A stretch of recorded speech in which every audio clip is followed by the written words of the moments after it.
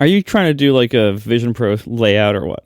Just don't worry about it. I needed John to be here. I waited longer than normal, expecting Captain Late to be here, and I'm wrong. Oh my God, it's you. Wait, what is behind me? I don't even know what that background is. Maybe does Zoom add that, or does Apple add that? I think Zoom's doing it. I don't even know if there's a way to change what's behind me. So I am currently using AirPods. I am recording my real mic, and I will change as soon as I have John freak out about how ridiculous I look, and then I will turn all this off and rejoin on my computer. Okay. But it was worth it for the fun of it. Oh, look, there's my hand. Nope, there it is. There it is. Yeah, you do the trademark KC thumbs up. I mean, the problem is your smile doesn't get big enough. Well, what are you going to do? Ain't nobody perfect. Hi, John. Hello. What's going on? Last night it was did a podcast, and I did my normal Zoom recording. Hello, scary face. And that's all you get. That's all I get. It didn't record anything. The thing, listeners, that you have to learn about trying to surprise or shock John Siracusa, you will never get the reaction you want. We know this from being friends with John for 13 years or whatever it's been. we know long time, this. Yeah. But whatever reaction you want to get out of John, you will not receive it. I believe you got about 1.5 words of a reaction. I mean, as I said, I've seen a lot of personas now. We hadn't seen Casey's persona. Anyway, that's not to say that I'm not ever surprised about things. Marco was very carefully trying to say you won't get the reaction you expect. So maybe I'll be way more surprised than you expected, or way less. There you go. We have some follow-up. Apparently, John does not know how to do calculations, I presume mental calculations, or perhaps arithmetic beforehand. But one way or another, you screwed up your PPD. So tell me what PPD is and how'd you screw it up, sir?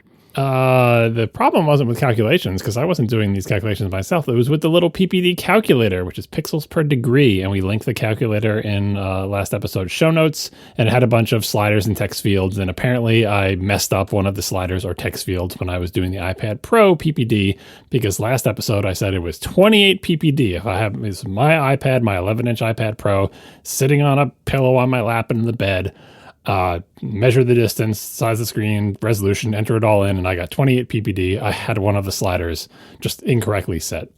The correct number is 67 PPD. So that kind of changes things, because last episode I was like, wow, the Vision Pro is 34 PPD, which is pretty good for a headset. And the iPad that I watch my TV shows on is only 28, and that's less than the Vision Pro. Turns out not so much. Turns out Vision Pro 34-ish, iPad Pro 11-inch 67, 4K TV 5 feet away, 76. Pro Display XDR at 2 feet, 100. So it's making me feel a little bit better about my future OLED iPad Pro purchase. Tell me about field of view and eye movement, if you don't mind. This was something that occurred to me after recording last week's episode. We were talking about the field of view, the Vision Pro, and how it compares to other headsets and so on. And also Marco mentioned sometimes when he was looking at targets to the left and right side of the field of view, it was having trouble with the eye tracking sort of at the extremities. And it occurred to me that those two things combined, that when we talk about field of view and how narrow it is in the headset as opposed to just your eyes out in the world or even some other headsets, it's compounded by the fact that when you do what Marco was describing, which is keep your head still, but turn your eyes to in the Vision Pro, target a button that's in the upper left corner of your field of view.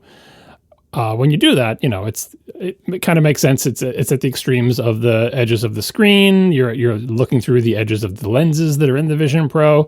I can understand how eye tracking might be more difficult there. But when you do that in real life and you have your head staying still and you move your eyes to the left to see something in the upper left corner of your monitor without moving your head, guess what? Your field of view moves with your eyeballs. But that does not happen in the Vision Pro. So you see what I'm saying? When you shift your eyes to the left, your whole field of view is always centered on where your eyes are pointed. But when you shift your eyes to the left in Vision Pro, the field of view does not move with your eyeballs, because if you're not moving your head, the screens are in the same place. And, that's obvious if you think about it, but it really does make the narrow field of view feel more narrow, because as you shift your eyes, the field of view doesn't shift with them. And I'm not saying it's easy to do that. What are they going to do? Have little motorized screens that travel around? It'd be very difficult to do that. But it does make the field of view feel even narrower. And it is also why a lot of people who have used Vision Pro for a longer time now get into the habit of, or suggest that other people get into the habit of, moving their head more, both to avoid Marco's issue, which is like, the eye tracking seems like it's the best kind of around the middle-ish of the screen. And also because if you do want to, for example, take in a window that you have floating to your left, merely glancing your eyes over there is not going to reveal any more of that window. It would in real life because the center of your field of view would shift. But in the Vision Pro, you actually have to turn your head to move the little screen so they know to change what they're displaying. That's a good point. And I also wanted to bring up, I was talking to somebody about this, and I think I know who it is, but they will remain nameless. But I was talking to somebody about this, and I believe it was that last episode that you seemed very disgruntled about the idea of moving your head really in any direction, but I think particularly laterally in order to, use my fantasy, which is actually kind of reality, magical world where you've got like panels of windows all around you. And you seemed, and don't let me put words in your mouth. If I'm mischaracterizing what you said, I apologize. But it seemed like, John, you were very perturbed about the idea of moving your head a lot. And I was thinking about this and talking to somebody that we know. Do you not move your head when you're looking at that humongous XDR? Like, do you really keep your head dead center, locked in straight ahead? Because I've got 3 5K displays here because I'm a weirdo and because Marco sent me one. And I'm pitching my head laterally constantly, like all the time. Granted, not up and down, but it's only laterally, but I am always moving my head. Do you not do that with your XDR? I mean, I'm sure I do move my head, but considerably less. Like, I'm definitely a one monitor in front of me kind of person, because if I feel like, I have to look over there, which I guess is there's some like a minimum amount of head movement that makes me feel like that. Like, what I want to feel like is that everything is there in front of me. Now, obviously, the bigger the monitor it gets, it's not all in front of you, and the part of your vision that is in focus is very small anyway. But I can flick my eyes over to various, I feel like I can take in my whole XDR. Obviously I can't because of the way human vision works, but I feel like I can very easily flick my eyes to any corner. And when I do that, I'm sure my head moves, but it doesn't move a lot, right? Whereas if you have a second monitor, you have to make that choice that, you've made in one way and people like otherwise, which is like, do I make it so the seam between the 2 monitors is directly in front of me? Or do I put one monitor directly in front of me and then one monitor to the side? And if you have a big monitor in front of you, that monitor to the side is in head turning zone, because you really have to, rotate, especially if you want to see like the upper left corner of the monitor that is to the left of the large monitor that's directly in front of you. You're turning your head a lot and you'll feel it. So I prefer obviously the one big monitor. I don't know what the limit is. It's not 32 inch, right? I'll tell you when I get to it. I bet if I put my 65-inch television on my desk, that would be past the limit, and I'd be turning my head just to look at the Apple menu. But so far, from anything that Apple has shipped that I've used with my computer, 32-inch fits within my field of view.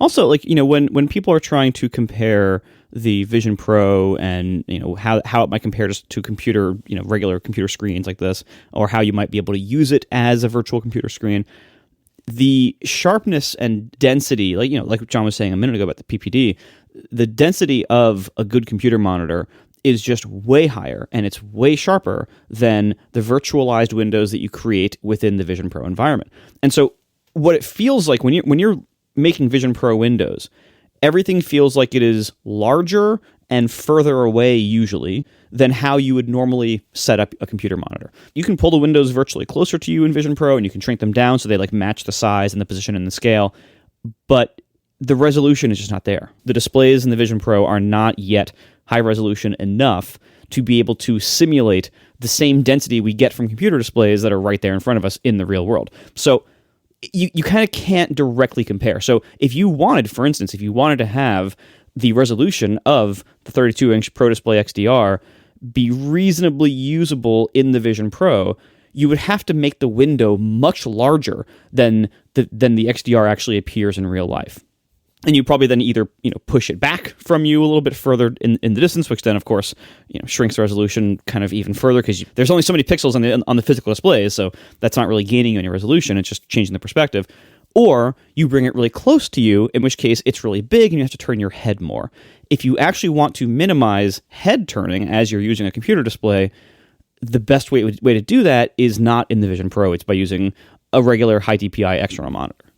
Yeah, I think another, not bone to pick, that's very antagonistic, but another thing that I was reflecting on after our last episode that I just don't think I agree is that, the Mac Virtual Display, I think it's perfectly fine. I don't really argue anything you just said, Marco, but for my eyes, which I will be the first to tell you, my eyes are not great. I think I have 2025 or 2030 or something like that vision with my contacts in, which is basically the only way I live, but they're not perfect. So consider your source here when I say that I think the Mac Virtual Display is pretty darn crisp. And I think part of that may be because I can blow it up to be hilariously large if I so desire. And I'm not arguing that, the effective resolution isn't lower than an XDR or even a 5K machine, but I don't know. I've used Mac Virtual Display in the Vision Pro for a couple hours at a time, and I didn't find it off-putting or frustrating at all. It was perfectly serviceable, if not an improvement in terms of my ability to get things done over my 14-inch display, my MacBook Pro's onboard display. It's not an improvement in terms of fidelity, to your point, but it certainly felt like an improvement in terms of my ability to get things done because I had so much more real estate than my little 14-inch MacBook Pro has. So I don't know. I don't know how to phrase this concisely. Like, I'm not trying to say you're wrong by any means, but I don't know. My experience was a little bit different, I guess is the best I can say. Well, but we're actually talking about two different things, and I think this is an important distinction.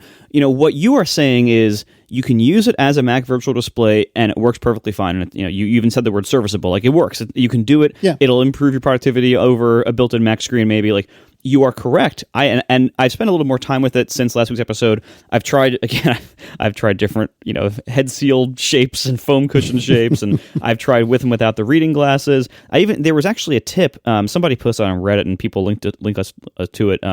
In the IPD adjustment thing, like when you put it on and it has you hold down the crown and it goes and it moves the things in. In that screen, if you tap the other button, like the capture button, it can scoot them manually back out. So as far as I can tell, this is a single direction adjustment, but it does allow some degree of manual IPD changes. And this person on Reddit had said that this made a huge difference for them and like how sharp and clear it was to use without eye strain and stuff like that. So I thought, of course, I got to try this. I tried a little bit. I tried a lot. It didn't really make any noticeable difference for me. I have gone back to not using the Zeiss reader inserts, to just using it straight, like the way I had it in the lab. Sorry, I went to a lab. That's all I can say about that. But I still find the Vision Pro sharp enough that I'm pretty sure I'm not having like eye problems by not seeing it sharper. But the Mac screen sharing is still not nearly as sharp as a real Mac monitor. Now, this is a totally separate discussion from whether you can use it and whether it has utility and whether some people can be totally fine using it for many hours at a time. That's a separate discussion. My claim is that it is not as sharp as a real Mac monitor. The kind of sizing and positioning and focus distance issues make it less practical for me. And if given the choice, I would take a regular Mac monitor any day. I also tried, people had reported if you have the developer strap, which we'll get to in a second, it provides, I guess, a faster connection to the Mac that it's connected to, and that apparently Mac screen sharing works better with the developer strap. I tried it, and honestly, I noticed no difference. So I don't know if that's a thing or not. I could tell no difference. And finally, I tried editing this podcast on it last week. And while it was interesting to have that much screen space, I didn't notice this when just doing like basic, email and web browser and stuff like that kind of productivity. But when I started editing the podcast in Logic, I immediately noticed lag. It just like, moving the mouse around, like, because I'm doing lots of fast mouse movements and fast keyboard and everything when I'm using stuff in Logic. So the lag was actually kind of a deal breaker for me, in addition to the fact that it's just almost like you're using screen sharing. Yeah. It's also very awkward trying to like wear studio-sized headphones while using the Vision Pro. Like that also proved to be a problem. But there are multiple issues with the Mac screen sharing that make it noticeably less good than using an actual Mac screen. And some of those are probably just inherent to the technology. Some of those will probably be fixed in the future or improved in the future with higher resolution screens. So if you're looking for something that's going to directly replace a Mac screen, this won't do that, but this can serve as a Mac screen with some compromises, and for many people, that will be totally fine and worth the trade-off. But it's not a direct replacement. I think that's the key, the way you ended that, yeah, it isn't a direct replacement. Like, I guess that's true. However, it is more than serviceable. And I know I said that before, but like it to me has been pretty good. I've occasionally noticed lag. I've actually noticed more pointer lag where I think it's a little confused if I'm trying to control a Vision OS window or the Mac window. I've noticed a little bit more pointer lag than I've noticed display lag, but I'm not editing, stuff in Logic or whatever. But I think your point is fair that it is not better than having a dedicated monitor. But if you are ever somewhere other than your desk, and you would like to have more screen real estate, I think that this is more than just acceptable. I think it's pretty darn good. Again, consider your source. My eyes are not great. So it very well could be that if I had Marco's eyes, that I would look at this and go, ugh, this ain't great at all. But to my eyes, which I in general, as much as I'm making fun of myself, like generally speaking in day-to-day, use of my eyes, I can't think of a better way to phrase this. Like, I don't feel like things are generally blurry, but I want to make it plain that my eyes are not stupendous. And so I think that like the fidelity is fine. The crispness is fine. I think it works reasonably well. Again, lag could be an issue if you're editing in Logic, but for the sorts of things that I do, I think the lag is fine. Like, I think this is really, really good. And I was debating if I wanted to bring this up, but I might as well do so. I actually did take the Vision Pro to a local library. I did this on Monday morning. I booked a little like conference room sort of thing, which did have a glass wall behind me, but I booked a conference room for a couple hours, which was like a 2-person like study room, I guess I should call it. And I had my back to the outside wall, so the only thing that anyone would be able to see is like the weird headband behind me. And I did work. I wrote code for a couple of hours, and it was great. Like, it was absolutely great. I then got booted from my conference room because my time was up and I needed to spend a little time in like the regular desks and chairs and cubicles area.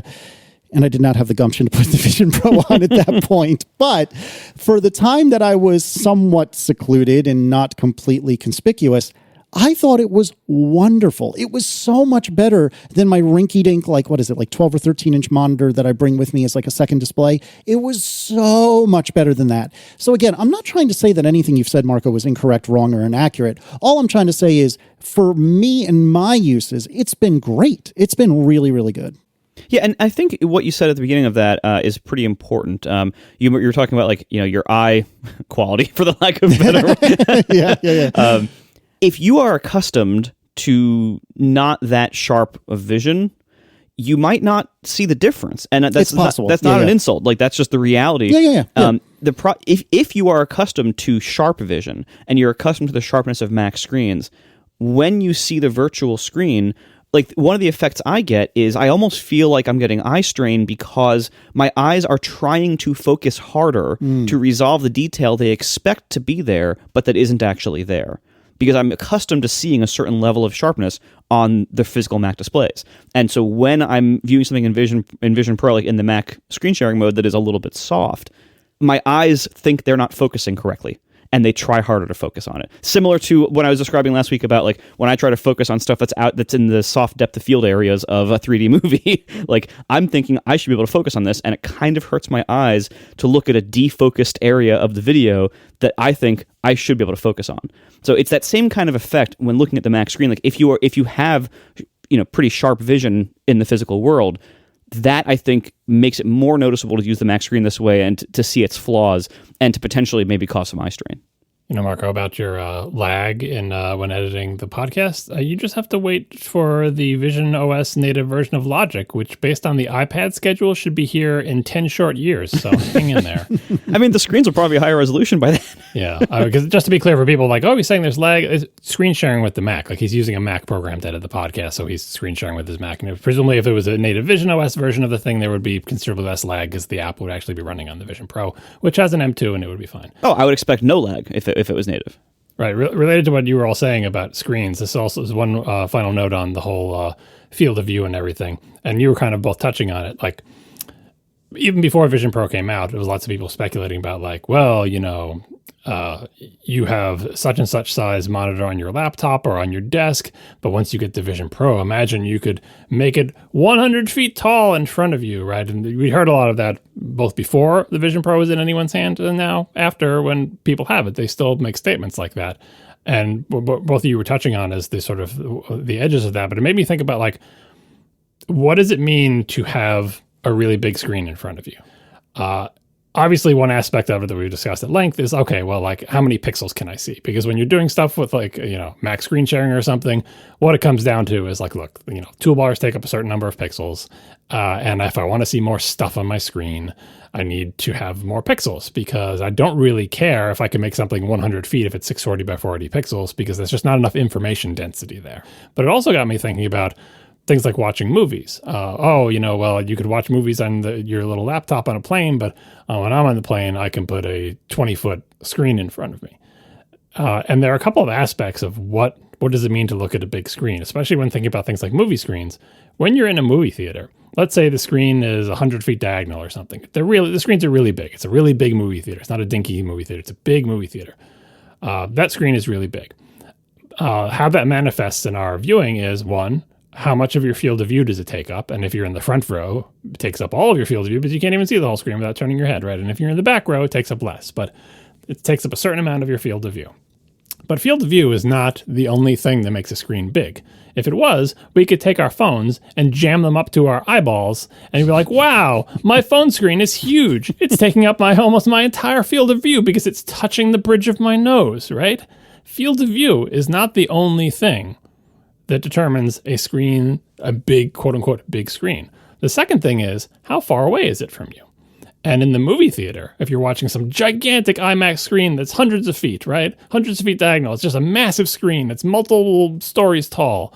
It's also not touching the bridge of your nose. It's probably pretty far away, because if it wasn't, you wouldn't be able to see anything. Again, if you were sitting in the front row and you're craning your neck and you can't even see the entire screen, depending on how well the theater is laid out. Inside Vision Pro, many things conspire to make it not a good match for anything that I've just described. Obviously, the physical reality is there are screens like less than an inch from your eyeball or whatever, but that's not how they work, because that's not how it feels because of the lenses. So the first thing is field of view. We know the field of view of the entire Vision Pro is like 100 degrees. The ideal movie viewing thing is like 40 degrees or whatever. But field of view, you're fine. You should be able to get something that has the same field of view as the biggest movie theater screen you've ever seen, where you have a good seat in the theater. So I feel like we're covered, especially for a static thing like field of view. Pixels, we already know. It's not quite adequate to give the kind of fidelity we expect from a Mac monitor, but it's not awful either. Then there's distance. One of the things that makes that 100-foot screen feel like it's 100 feet is the fact that it's really far away from you, that it fills a lot of your field of view, but also when you try to look at it, you have to focus, 50 feet away or whatever, like you have to focus the distance from the middle of the giant theater to the screen.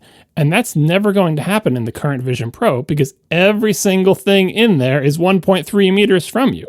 So no matter how much of your field of view you make the television screen, the movie or whatever, no matter how big you make it, even if you make it like I'm sitting in the front row and I can't even see the whole screen and it's just overwhelming me, it's still going to be 1.3 meters away as far as your eyeballs are concerned, because you'll be focusing 1.3 meters away to be able to see what's on the screen. This is not to say that it's bad or good or indifferent. Sometimes having it 1.3 meters away is probably better than having it 50 feet or away. But it explains why when I was in there, I've experimented with can I make this video really big to make it feel like I'm watching a big screen? And I could make it big and I could make it fill my field of view, but it never felt like I was watching an IMAX screen. And it's because the IMAX screen is not 1.3 meters from my face.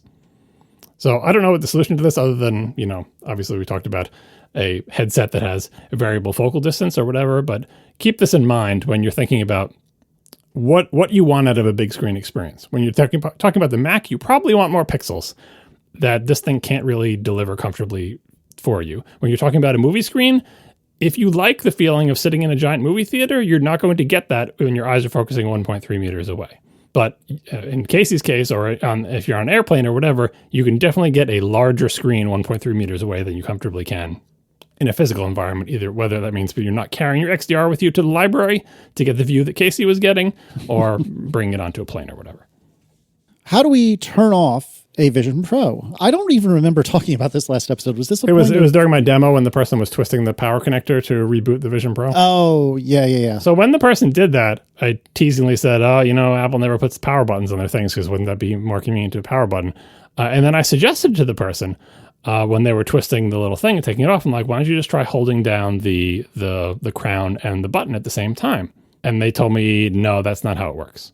And then I had to endure a week of people sending me Mastodon messages saying, you should have just told the person to hold down these two buttons, because that will show the little shutdown slider that you see from iOS and let you turn down. So anyway, there is an Apple support document explaining how you can turn off the Vision Pro. I think it's just called How to Turn Off the Vision Pro. And apparently you can do any of the following. Number one, press and hold the top button in the digital crown, and then it'll show like the little shutdown slider.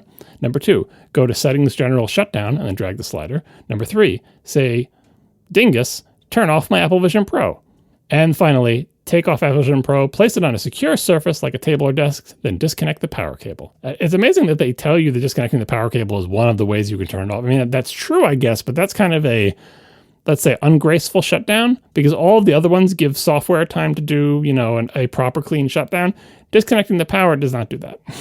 Disconnect the power. It's like, oh, it's the Apple TV reboot procedure. Just yank out the power cord. Which is kind of interesting, too, because no other iOS-based device has ever had this, right? Yeah, just tvOS ones. All the Apple TV, that, I remember when I first got the Apple TV, it was like, surely there's a support document telling me how to, reboot it or shut it down. And it's like, just yank the cable. Although, interestingly, I understand that you grabbed this from the Apple support document, not trying to argue with you, but to my recollection, when you press and hold the capture in Digital Crown for a couple of seconds, then that brings up a force quit menu. So maybe you have to mash it down for even longer. Yeah, I think both UIs are in the same thing. Why don't you just try it? All right, hold on. Now I got to strap in again. Hold on. Strap in. Hold on. This is not fun to do with headphones on. I told you. While Casey's doing that, I will bring up another point, which is this document says you can do all of these things, but I am suspicious about whether all of them are equivalent. I do believe that disconnecting the power will turn it off, because there will be no more electricity and those capacitors will discharge eventually. And as far as we know, there's no backup battery. So disconnecting the power should turn the thing off. Every other one of these things, I'm suspicious that it's like in a deep sleep mode and it's not really off. You know what I mean? It doesn't say that that's the case here, but bottom line is when power is still attached, Macs have done it for ages. I always wonder if it's like, I'm mostly off, but I'm kind of a little bit on, and occasionally I'll wake up and check for a new email and stuff, which is the thing that Macs have done for ages. So I give this a little bit of side eye, but. All right, real-time follow-up. So I'm going to press down starting now. And now I got a force quit menu, closing the force quit menu. Now I'm going to press down starting now. Why are we doing No. Okay, there we got slide to power off. So it was an additional 1 to 2 seconds. I will say also, hot tip about powering down the Vision Pro. However you choose to do it, definitely power it down if you're going to be not using it for a while and it's not plugged in, because it drains its own battery. If you just leave it on a countertop, not plugged in, it'll be dead by the next morning. Mine wasn't dead by the next morning, but it was like half the battery had been used. It's like the AirPods Max. Just like the AirPods Max is downloading your photos from your iPhoto library, so is your Vision Pro. AirPods Max can't display them; it just likes to download them. Photo Analysis D has to run. Yeah. Right. I actually do think that's one of the things that melted my battery, because I had done this the second day I had it. I'd left it somewhere, I forget where, and it was plugged into the battery pack, but the battery pack was not plugged into anything. And when I got to it the next morning, it was at 50% or something like that. Yeah, it's downloading your messages, it's syncing your notes, it's doing all the things. If you have a long suffering Apple ID, let's say, it's got a lot of data, and this thing's going to try to download it, and it's going to eat your battery. Yeah. All right, let's talk about the developer strap. This we all ordered. Was it the day of release, I believe, Marco? It was the day after. It was sometime soon afterwards, but you could kind of tell, maybe they just didn't want people to really talk about it, because I think they kind of buried this announcement. Yeah, I think I'm pretty sure it was the day of release, but if not, like you said, it was the next day, one way or another. So to recap, this is a $300 strap. So it's the white pieces on the Vision Pro that connect the Vision Pro to the back strap, and in certain cases the top strap as well. The light shield and the little light shield cushion, those do not touch the strap; those touch the Vision Pro itself. But the back strap and top strap, if applicable, connect to these white straps, and the white straps also house the ear pods, audio pods, whatever they're called. Yeah, it's the right stick. That's right. And so the right-hand stick, if you get the developer, the $300, did I mention it's $300? The $300 developer strap. Are you a little upset about the price, maybe? Honestly, I do to a degree. I do get it, but whoa. golly. So this is the $300 strap that in the same spot that on the left-hand side you plug in power to the Vision Pro, it has a very similar design, like a little nubbin, if you will. And hanging off of that nubbin is a USB-C receptacle so that you can plug USB-C in on this and USB-C in on your computer. And then you can do things like have better screen sharing. Allegedly, I mostly agree with you, Marco. I haven't really noticed a big difference on that. But one way or another, you can have better screen sharing, allegedly, and you can also do much easier, faster, better, etc. development because you're not relying on Wi-Fi. I got one of these. I ordered it immediately because I was still worried about inventory and things like that. It turns out that was, I think, for naught. But nevertheless, I ordered it immediately. It came in the Monday that I had left to go to New York. So I didn't get a chance to play with it until this past Monday when I brought it with me to the library, knowing I was going to be doing Vision Pro development. And I thought to myself, you know what? I'm going to leave this thing sealed. And it was actually in the shipping box at this point. I'm going to leave it sealed and hopefully I won't need it. Hopefully it won't be a big deal. And I connected my Vision Pro to my computer via Wi-Fi. And it did I forget exactly what it's called, Marco, you probably remember, but the downloading symbols or preparing for development, whatever it is, dance. And there's at 0%, at 2%, at 4%, at 6%. And after literally half an hour of this, I immediately opened the $300 developer strap and said, the hell with this. I'm going to have to open this thing up. And when I opened it, I was under the impression that this was a USB 2.0 device. It only thing it does is apparently a little bit of magic with screen sharing, allegedly, and it lets you do, debugging and whatnot via the cable. And apparently, John, that's not right. So what's going on here? Yeah, I think this is still just people speculating, but they're pulling it up in the System Information app in macOS, and you can see it listed under the Thunderbolt/USB 4 bus. You can see the Apple Vision Pro listed under there once you connect it with an actual Thunderbolt cable. So this is leading people to believe that this thing is Thunderbolt capable, even if none of the software that we have now is taking advantage of it. And one of the things that lends credence to that is if you look at the standard little white stick that plugs in there and you take it out and you see the widest lightning connector Apple has ever made, that has 10 contacts on it, and those contacts are only on one side, so it's very odd asymmetrical one-sided curved lightning. The developer strap has 14 contacts, or 28, 14 on each side, right? So that's a lot more contacts. Even if it's just 4 more, that's substantial. And the fact that they have them on both sides makes me think that this developer strap is surely equipped, electrically speaking, to do more than USB 2.0 speeds. We'll see if that speed is unlocked in the future, but it sure looks like that maybe you might get more for your money, more for your $300 than USB 2.0 speeds, if and when new versions of Vision OS and or Mac OS and or Xcode are released. Yeah, can you imagine if this thing could, and I mean, granted, it's dongle town all over again, but can you imagine if you could plug in like an HDMI in to this thing? The same ones that I've gotten and many people have gotten for their iPads and for their Macs, especially what's the name of the app that's really good for HDMI input on the iPad that the Halide people do? I'm drawing a blank now. Shoot, I'll have to try to remember to put it in the show notes. But anyways, you imagine having an HDMI dongle and then plugging into that HDMI dongle, I don't know, like a Nintendo Switch or something like that. That would be neat. Is that possible? Who knows? Probably be an HDCP, whatever, handshake violation, and you'll just get a black screen. So don't worry about it. Yeah. But I don't know. It would be cool if it was more capable than just doing, the developer strap stuff as it is today. And I am grumbly, obviously, about the fact that it's $300, but nevertheless, it is very convenient. And I know I haven't done watch development seriously. I've dabbled, as we talked about many years ago, but golly, I would pay $3,000 for one of these for an Apple Watch. Oh my God. I would, no question. Like if there was some kind of Apple Watch developer strap, even if it was also $300 or more, I would buy it in a second, because even though the Wi-Fi debugging to the Apple Watch has gotten way less crappy than it used to be, it is still really crappy compared to any kind of wired debugging like on a phone. So yeah, no question. Like that, and that's why I bought this too. It is clunky to use in the sense that it is now 2 cables. There's a cable coming out of each end, and that's really crappy. Yeah, that's not great. However, if you are doing like active debugging or like a fast build and run cycle on the Vision Pro from Xcode, it is really nice to have that be as fast as it can be.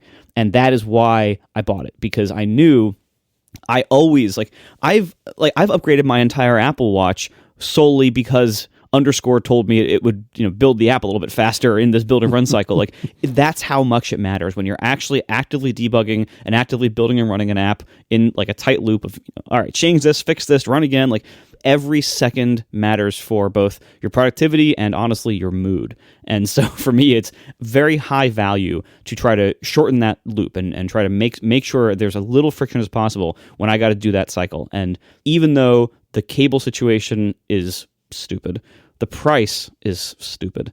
The fact that it was not built into the battery cable that itself has communication protocols and a USB-C port on the battery is the stupidest of them all. However, I still did gladly buy it and use it because the debugging cycle is just that much better and it makes that much of a difference in my life.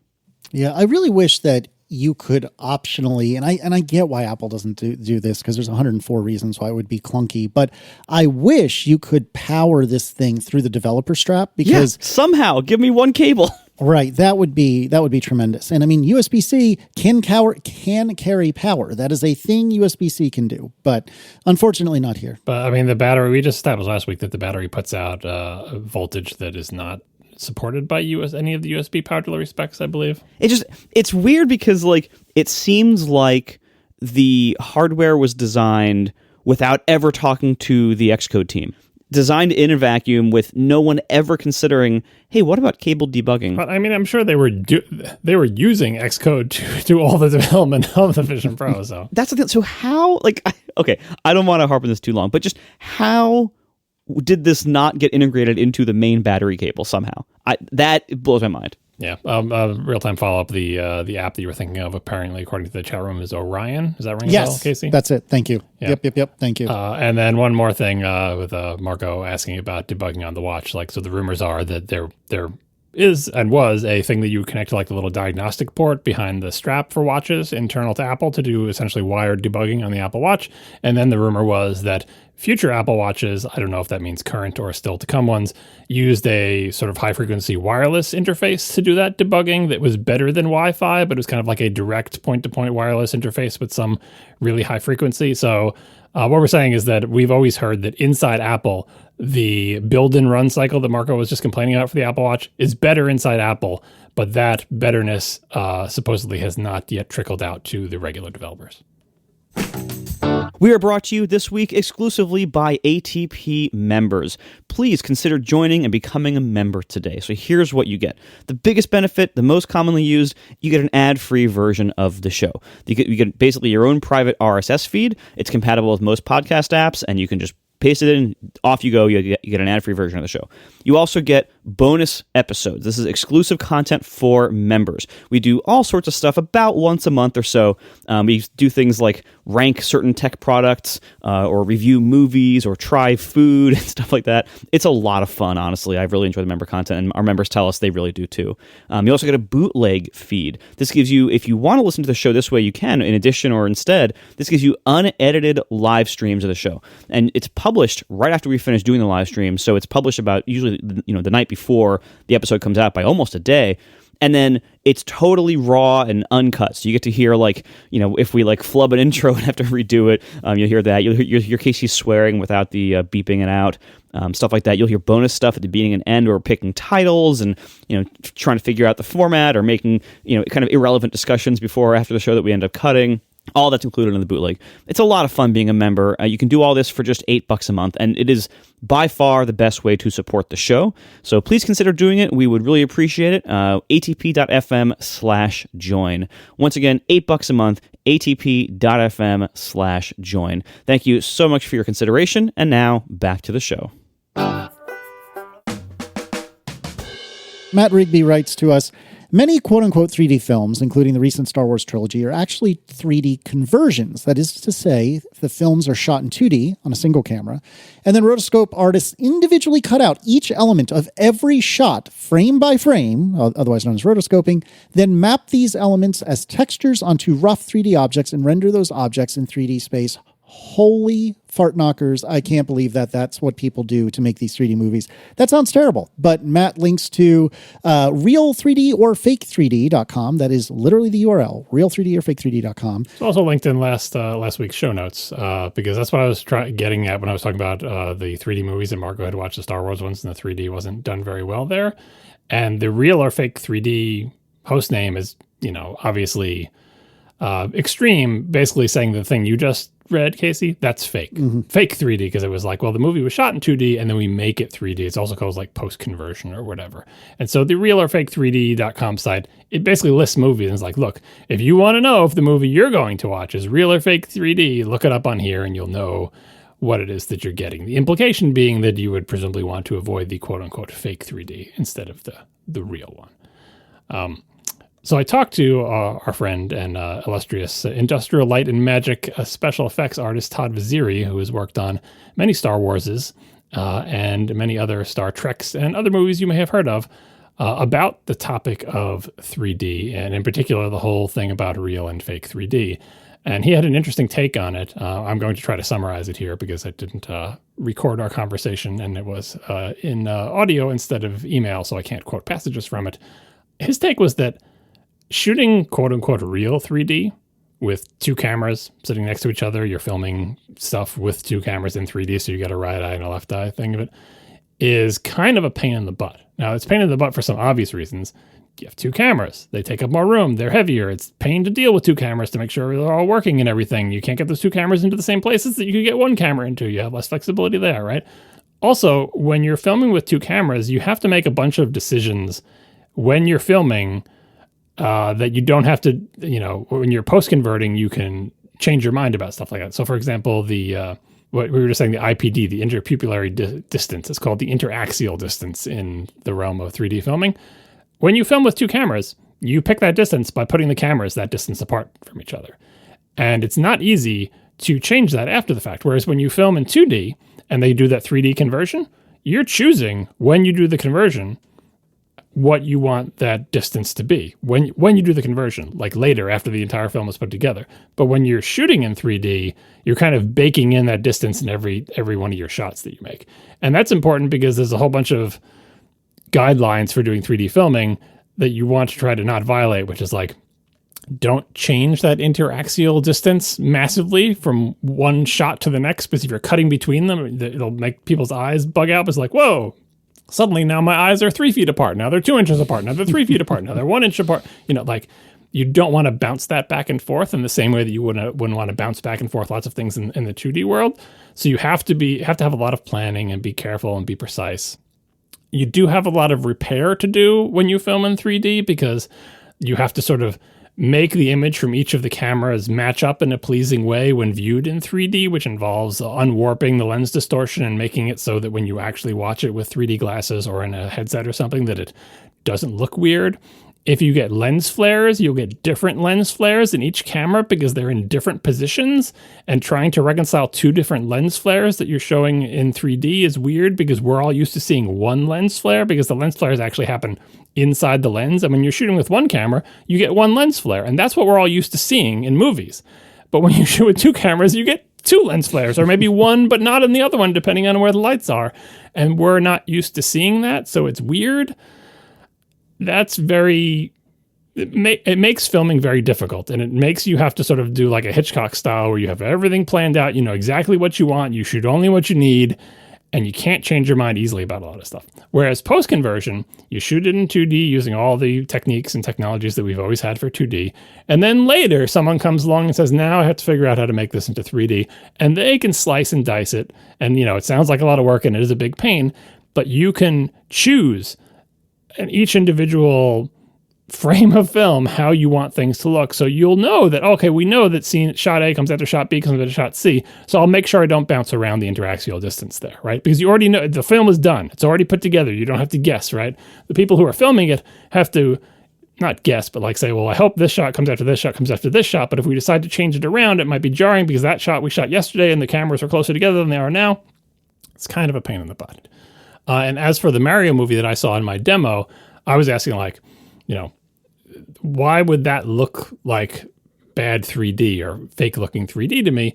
it's a CG rendered movie, and I kept saying they have all the depth information, and people thought what I was saying is that somehow that there was like that I was going to get infinite depth information in the movie itself, as opposed to just a right eye and a left eye thing. What I'm saying is, like, when you're 3D rendering it, the rendering software, when it's generating the image, knows the distance of all the pixels. So there's no reason that things should look like they are 2D cutouts. And Todd didn't know any details about the Mario movie, but he said it's completely plausible that someone could have a CG movie, and to save money or time, they would render out either the whole thing in 2D and then slice it up and add fake 3D to a CG movie, or render it out in layers and have those be composited together. And part of that is, again, for cost and annoyance reasons. If you're doing a computer animated movie like a Pixar movie, you can do it the quote-unquote real way, where you render two different perspectives. You have two virtual cameras in your virtual world, and you render from two different perspectives. But when you do that, you'll quickly find, it turns out that now one of the cameras can see around back behind a piece of geometry that I thought was hidden in the 2D version of the movie, and now I can see some place where we didn't fill in a texture, or like Todd's example was like there's a walk animation of someone doing a walk thing, and they go out of view, and then once they go out of view, the walk animation stops because you don't need to animate it when they're not in view. But the other camera spots when their legs stop moving and they just start sliding along, right? So it's harder it's like building a set, right? Oh, now your set's going to be viewed from two slightly different perspectives. So be careful you're not basically messing up your movie by trying to do it with two virtual cameras. Then, of course, two virtual cameras means twice the rendering time, because you're not just rendering from one camera. So you need twice the CPU power or twice the amount of time to render each frame.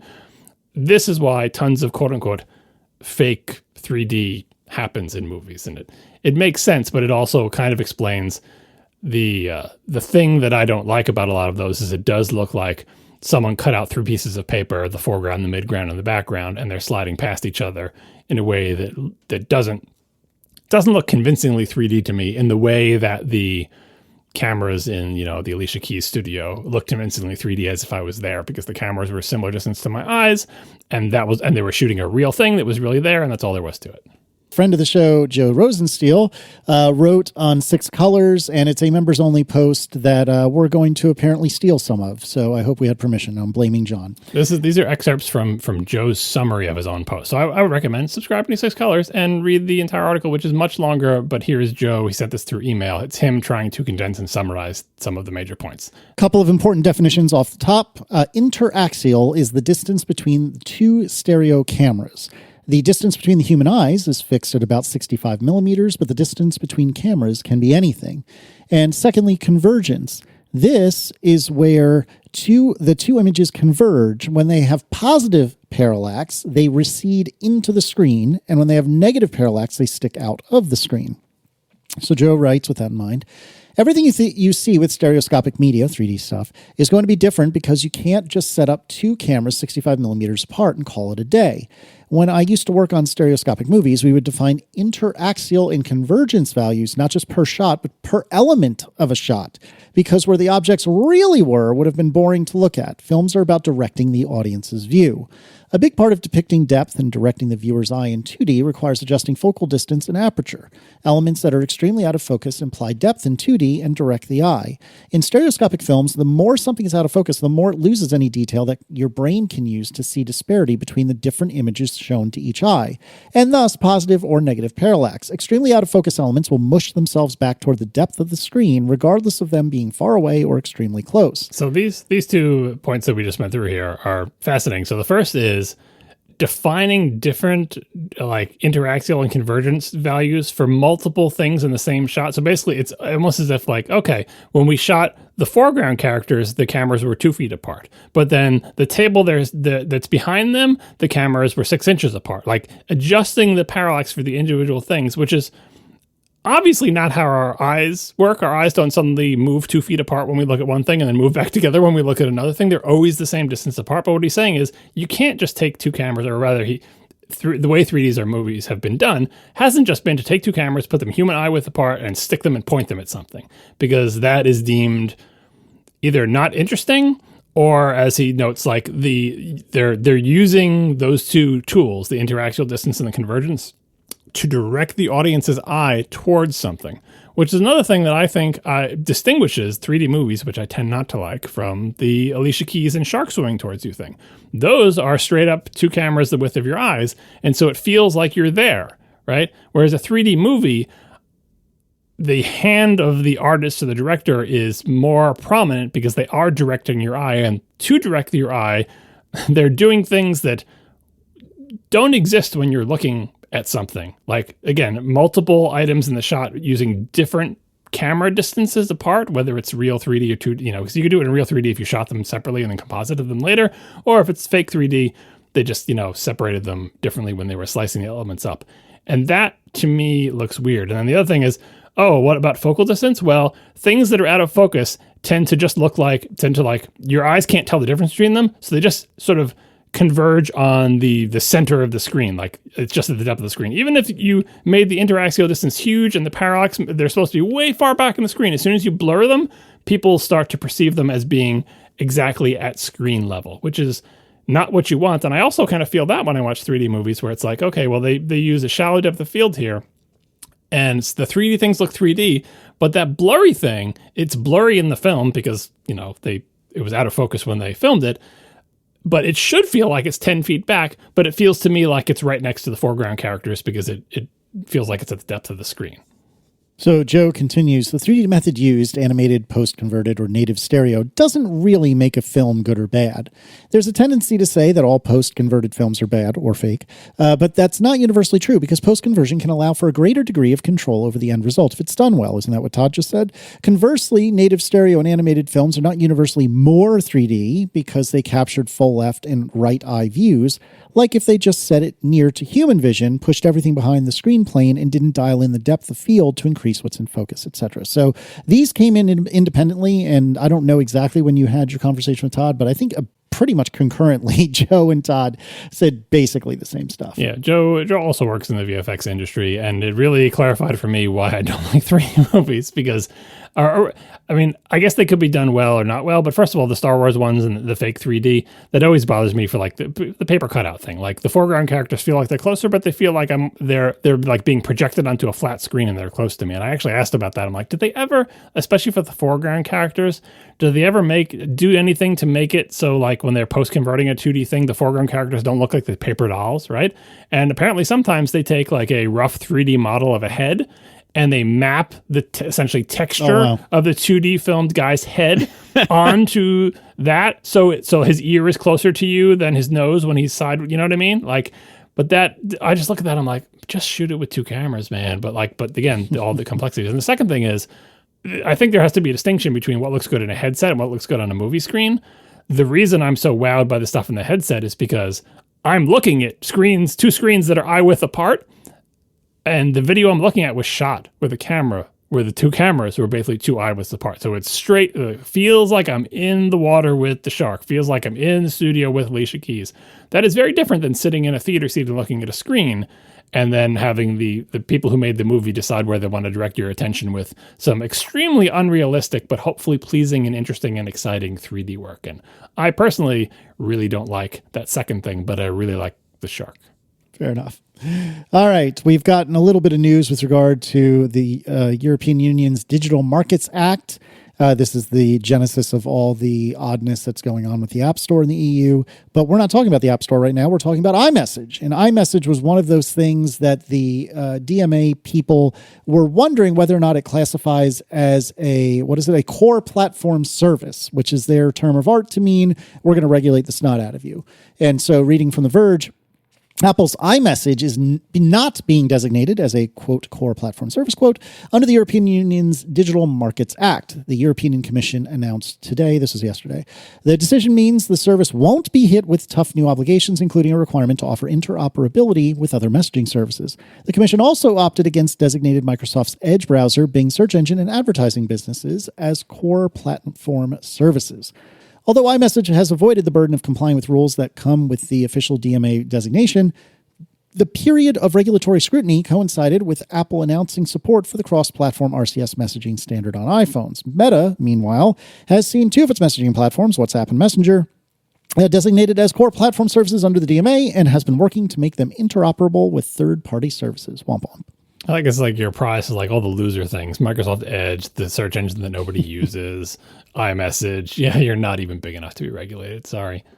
I'm sure Apple likes it, but it's kind of, Well, I mean, this might have also been the result of like Apple lobbying for it in some way. I mean, because keep in mind, like the DMA is not defining these standards in a vacuum.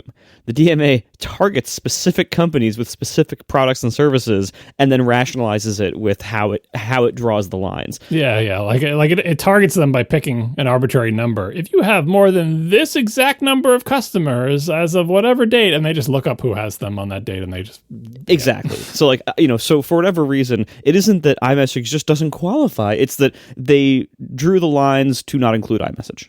Yeah, which I think is fair actually, because it isn't as dominant as the ones they are regulating, and certainly Microsoft's Edge is not dominant, and neither is Bing. So, congratulations, and I'm sorry, I guess. And then Riley Testet has written into us with regard to Apple's third-party marketplace system for the Digital Markets Act. So Riley is the author, genesis, creator of AltStore. And so Riley has a lot of experience with what is probably the most official, even though it's very, very, very, very unofficial, third-party app store for the iPhone today. So Riley writes, I've been pouring through the Marketplace Kit documentation for the past week and a half, and there's some nuances I've learned from implementing this for AltStore. First of all, any developer can choose to distribute their apps to alternative app marketplaces regardless of where they live once they've agreed to the new business terms. Only developers building app marketplaces need to be based in the EU or have legal subsidiary in the EU. To start using marketplaces, you must first request a security token from an alternative marketplace, which will allow you to add that marketplace in App Store Connect. Once you've added a marketplace, you can then choose which apps you want to distribute with it. You can distribute any of your apps to any combination of marketplaces, including the App Store. Users will have to delete an app before installing the same app from another marketplace, though.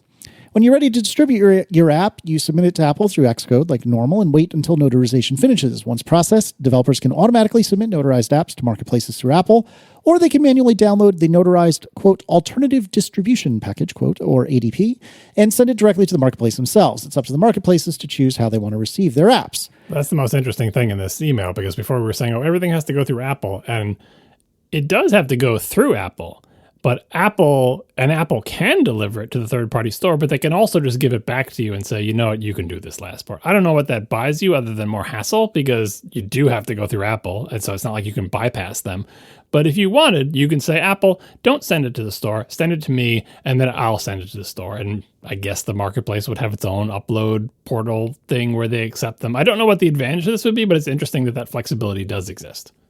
Riley continues, I fully agree that third-party marketplaces only really make sense for apps that can't exist on iOS right now, but not just for the obvious content reasons. For example, besides the fact that my app Delta isn't allowed in the App Store because it's a Nintendo emulator, it also is entirely monetized through Patreon by providing pre-release access to beta versions to my patrons. This business model is forbidden by the App Store, despite it being a proven way to monetize software in other markets, such as indie video games. For this reason, I've actually added deep Patreon integration to AltStore to encourage other indie developers to monetize apps this way, of which AltStore takes no commission, because I genuinely believe it's a better system for smaller developers.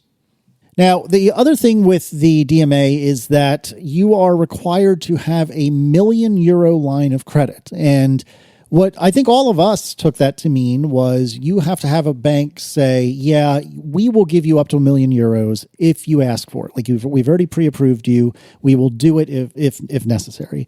And we had a couple of pieces of feedback about this, but Bobby Parati writes, I work in commercial finance. Your discussion of the DMA and the required €1 million, quote, standby letter of credit, quote, makes me want to clarify what that actually is.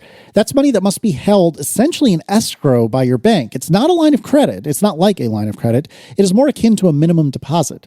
I think a lot of people assume it means you would be okay as long as you're approved for that amount of credit from a bank, like a home equity line.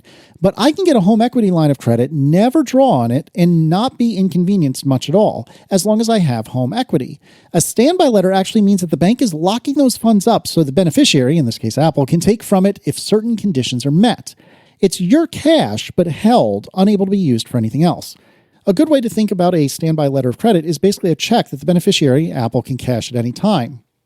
small consortiums of indie devs, which will probably have trouble getting that kind of money together in order to control their own distribution destiny. So I really wonder what Riley's going to do about this. Maybe Bobby's understanding is incorrect. Maybe our understanding certainly sounds like it's incorrect. He sounded pretty sure because I went back and forth with him a lot. And I asked one more clarification, which is like, okay, do you actually have to have that money? Because you can write a check and not have the money for it. And only when the person goes to cash it do you find out, oh, you can't actually, pay for the thing.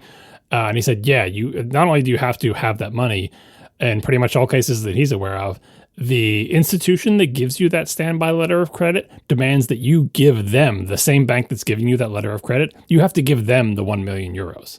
And so you got to have that money for realsy reals, give it to them, then they will give you that standby letter of credit and they will hold that money. And the money is basically sitting there saying, if Apple ever wants to take this, they can take it for whatever reasons it says in their, marketplace contract or whatever, right? So you can't get by saying, oh, we're good for it or whatever. No, you got to have that in cash and you have to give it to the institution who then gives you this standby letter of credit. So I don't know, maybe AltStar has €1 million hanging around and they're going to sail past this. But yeah, it's more of a burden than we thought it was. Yeah, much more. I mean, not even close to what we thought it was. So thank you, Bobby, for writing in and telling us we don't clearly work in commercial finance. And this, I think this basically tells you the kind of entities that we should expect to actually jump through the hoops to run an alternative app store in the EU. It's not going to be small companies and small developers. It's going to be probably a very small number of pretty large entities. Yeah.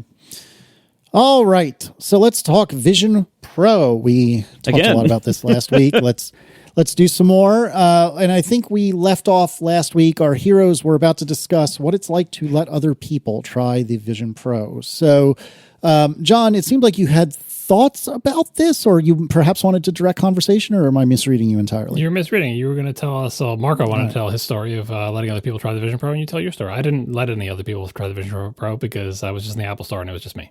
Fair enough. All right. So what's going on, Marco? Well, so I've had a bunch of friends try this, in the last, whatever it's been, week or two.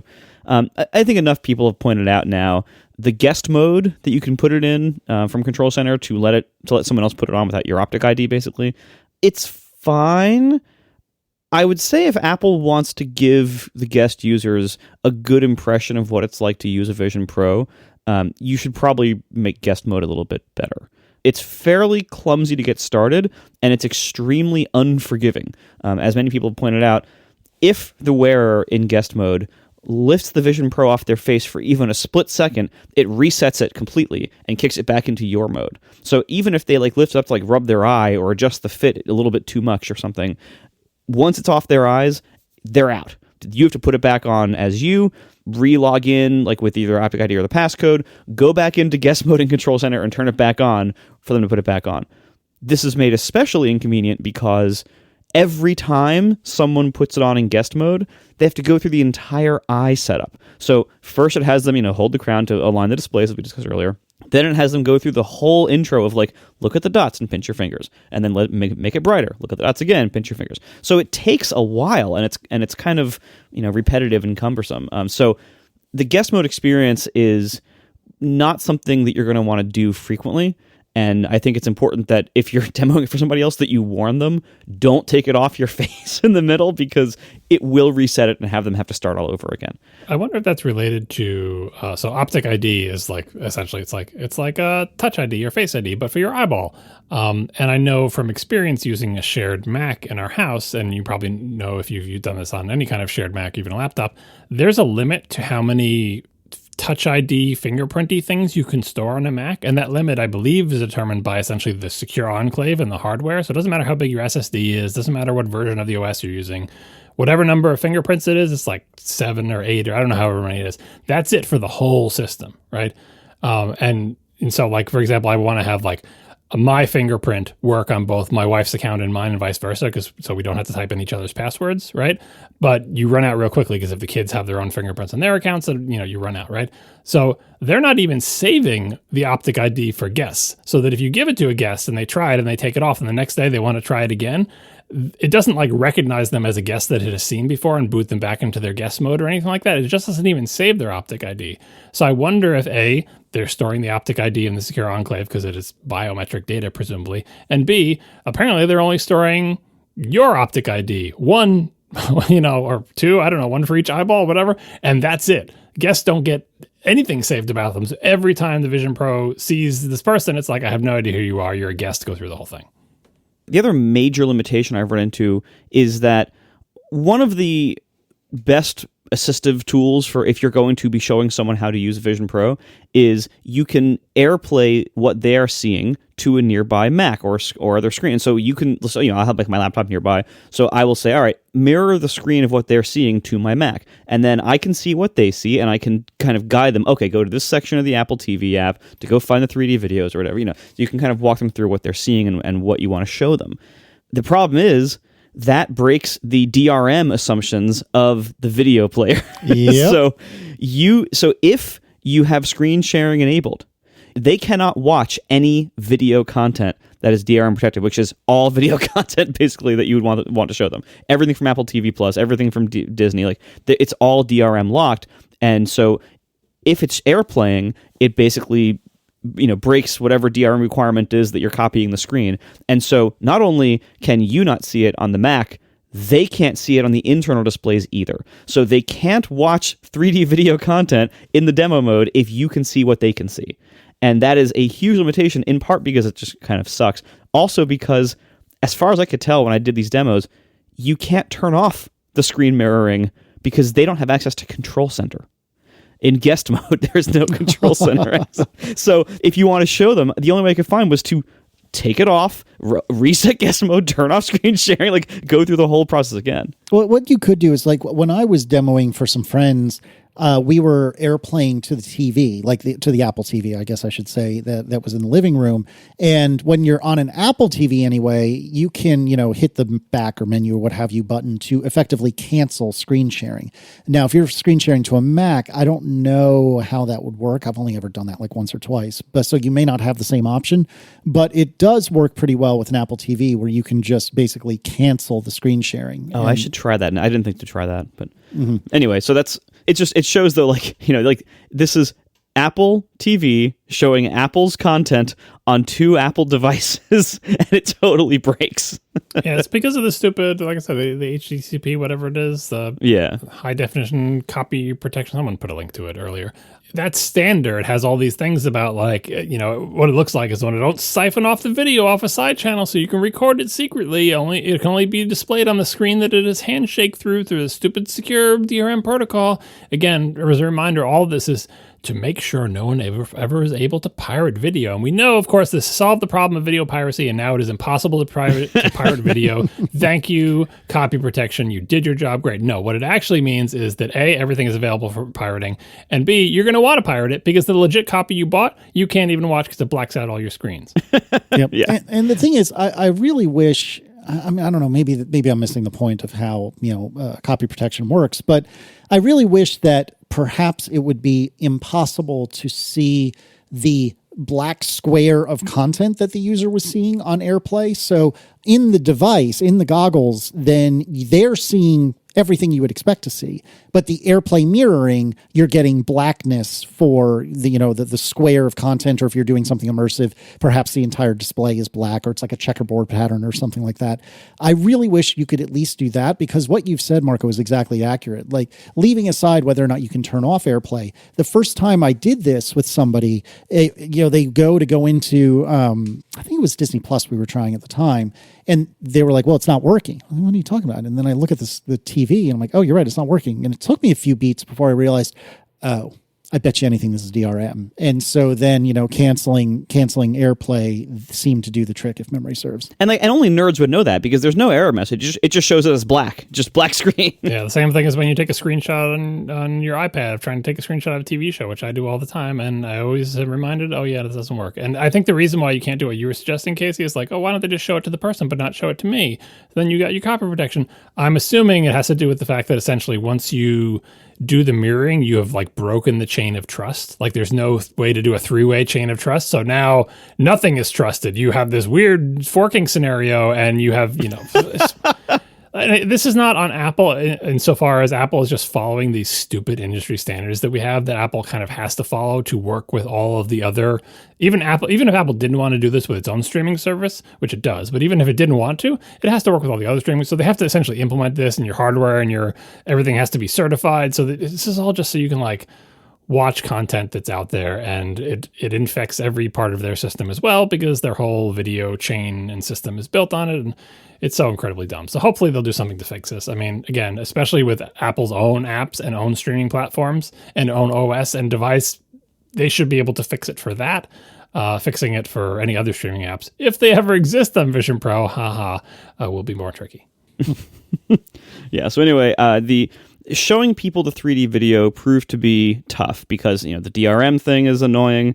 And again, it's like, it's Apple's content on their own streaming service, on their devices. They know someone maybe they can talk to and work this out. Otherwise, I do suggest for Apple, the immersive 3D video should be easier to find in the TV app in the Vision Pro. Oh my gosh, yes. Well, I mean, that's true of anything in any kind of streaming service where it's like, what about the thing I want to find? It's like, never mind that. Have you seen these giant things that we're advertising for the first 2 full screenfuls until you get down to, exactly. And it affects Vision Pro too. Like anytime you're like, hey, here's a video playing app, surely it will be easy to find the things that I watch frequently. No, exact opposite. It will be intentionally hard to find the things that you want because they always want to shove something new in your face. Never mind what you constantly watch. Never mind anything about what you want or your favorites or your frequency. It's all about what do we have to push on you, which is so dumb for Vision Pro, where they should be allowing, there's so little content anyway. They should just be, making the same play. But again, it's based on the same code base as the TV app and all their other platforms, and it sucks everywhere. Also, you said a second ago, there's so little content. That part has kind of surprised me. Like I would have expected with the launch of Vision Pro, I would have expected there to be more of Apple's 3D and immersive content than there actually is. There's actually very little of it. It's like a few demos basically, or like, one episode of something. And it's like, 12 minutes here and there. Like there's not much content yet. Obviously, I'm sure Apple is going to like stage it out, over the course of the year as they sell more Vision Pros and whatever else. But Apple has a lot of power here because they are a video producer, and they have shown that they will make custom recording gear and record perfectly immersive stuff that's custom tailored to Vision Pro.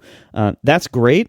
They need to be doing a lot more of that because I think it's going to be a while, if ever, before they get large support from other producers of video. So therefore, they should step up more and produce a lot more stuff for this than what we're seeing so far. So hopefully that's in the pipeline. But I was kind of surprised and a little bit disappointed that there wasn't more immersive content available at launch.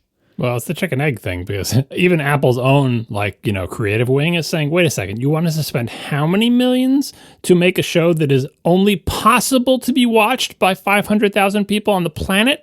Like those are the only people who have the capability of watching it. And you want let me show you how much money this is per person that you're asking us to spend. And they're like, oh, you don't understand. We need to drive people. We want people to buy the thing. I'm like, yeah, but right now they haven't bought it and you can't make more than this many per year. And so I can see that conversation being difficult. Like they're not going to make a, for all mankind in headset 3D. That can be watched by you and 200,000 of your closest friends, because that is not, and they're like, oh, it's for the future. It's for the future when we sell 10 million of these things. Like, yeah, but you want us to make it today. And I can imagine that being difficult for them to square. I think they should make more of it because I think it's the most compelling thing in the entire headset. But I bet what Apple is thinking is instead of doing what I think would be unprecedented, of trying to essentially make Alicia Keys' swimming shark caliber of content that I don't think has ever been made before in sort of like a long form full television thing, like with that resolution and those cameras for like a regular TV show, and figuring out how to do that, because I don't think anyone knows how to do that well at this point. That is much more experimental than the easier thing, which is we should just do sports like this. We need to get a good sports contract. And as Gruber said in this thing, but when Apple lost out for the bid for the NFL thing, he was kind of, disappointed. But now that he has Vision Pro, he's angry about it because that is a gimme.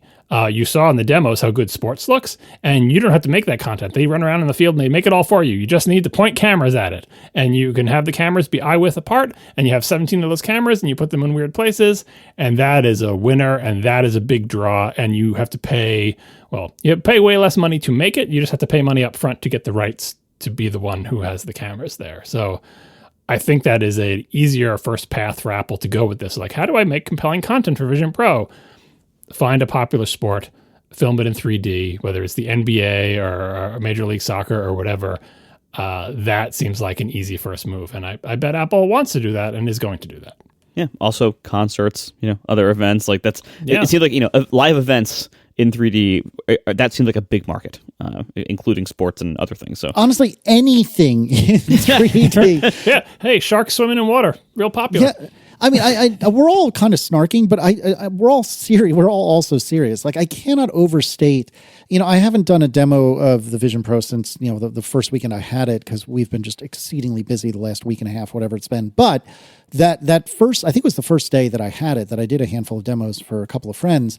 The thing that unquestionably sold everyone the most was that like sizzle reel, which I think we talked about quite a bit last week, of all the different like immersive stuff, the high tightrope walking lady, the sharks, the soccer game, the rhinoceros, the Alicia Keys. Like, I know you can imagine what it would be like to be watching something, but as you twist your head, your perspective changes, right? Like, that's an obvious and easy thing to imagine. But when you're actually doing it, and when you're seeing the incredible fidelity of the thing that you're watching, like, this isn't some like 480p crappy recording because, it just can't handle anything more. And it's not flickery and dim and weird like 3D movies with the glasses that you watch. Right. I cannot overstate how incredibly impressive this stuff is. And naturally, like, anything that they want to put in this immersive environment, I'm game to at least try it. And yeah, the Alicia Keys, as Mike had said, singing at you is a little bit weird, but it was also freaking cool. Like, it was so cool. I actually have to go back and watch the whole thing, but I think I had said last week, I skipped through several minutes of it, and I just kind of zigzagged around, and it was phenomenally cool. And to build on what Marco was saying a minute ago, like, I would pay all the money to have a really good, Dave Matthews or Mute Math or whatever concert that's been recorded with these obelisks, these white obelisks of 3D cameras. I mean, I would give all the money. And I cannot overstate how impressive this is. As impressive as you imagine it might be, like double or triple that, because that's how good it is. So the video demos, again, if we get past the DRM and the having them navigate to the Apple TV app, like, it is a very impressive thing.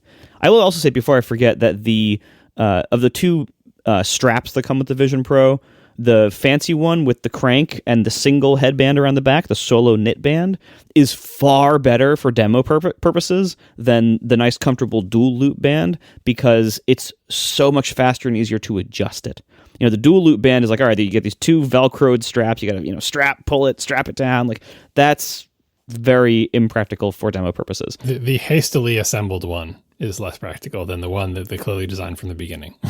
Surprise. But yeah. So you want to be using the solo knit band, the one with the single loop that goes around the back. You want to use that for demos if you have it. First, I had Tiff try it. She could not possibly be less interested. And, nerds out there, many of you have people in your life that you try to demo technology for. And maybe they will humor you and support you in your love for technology, but you can kind of tell they're kind of doing you a favor. They're not. Their heart's not really in it. Mm-hmm. That's how this scenario was. So she was not impressed by the fit. Was not impressed by the weird what she called the nose cape. I didn't notice that until the second or third day I had it, when it accidentally flipped downward. So what Marco's talking about is there's like this very thin, completely like flapping in the breeze material that's good, that sits directly on top of your nose, which by default it's kind of like flipped upward, so it's black against the black inside of the Vision Pro, so you don't really notice it. But then it has give to it because it's just a piece of fabric, and so it flipped down once, and I was like, what the hell? Oh, I didn't even know that thing was there. Like, it took me a day or two before I even realized what the heck that was. But yes, nose cape is a very good word for it, or term for it. Yeah. So she wasn't super pleased with the physical side of it. It was, heavy on her. And I mean, it's not fitted to her. Did you get her a different light shield? no, that's a fair thing. Like, obviously, like everyone that I'm having try this is trying my sized everything on it.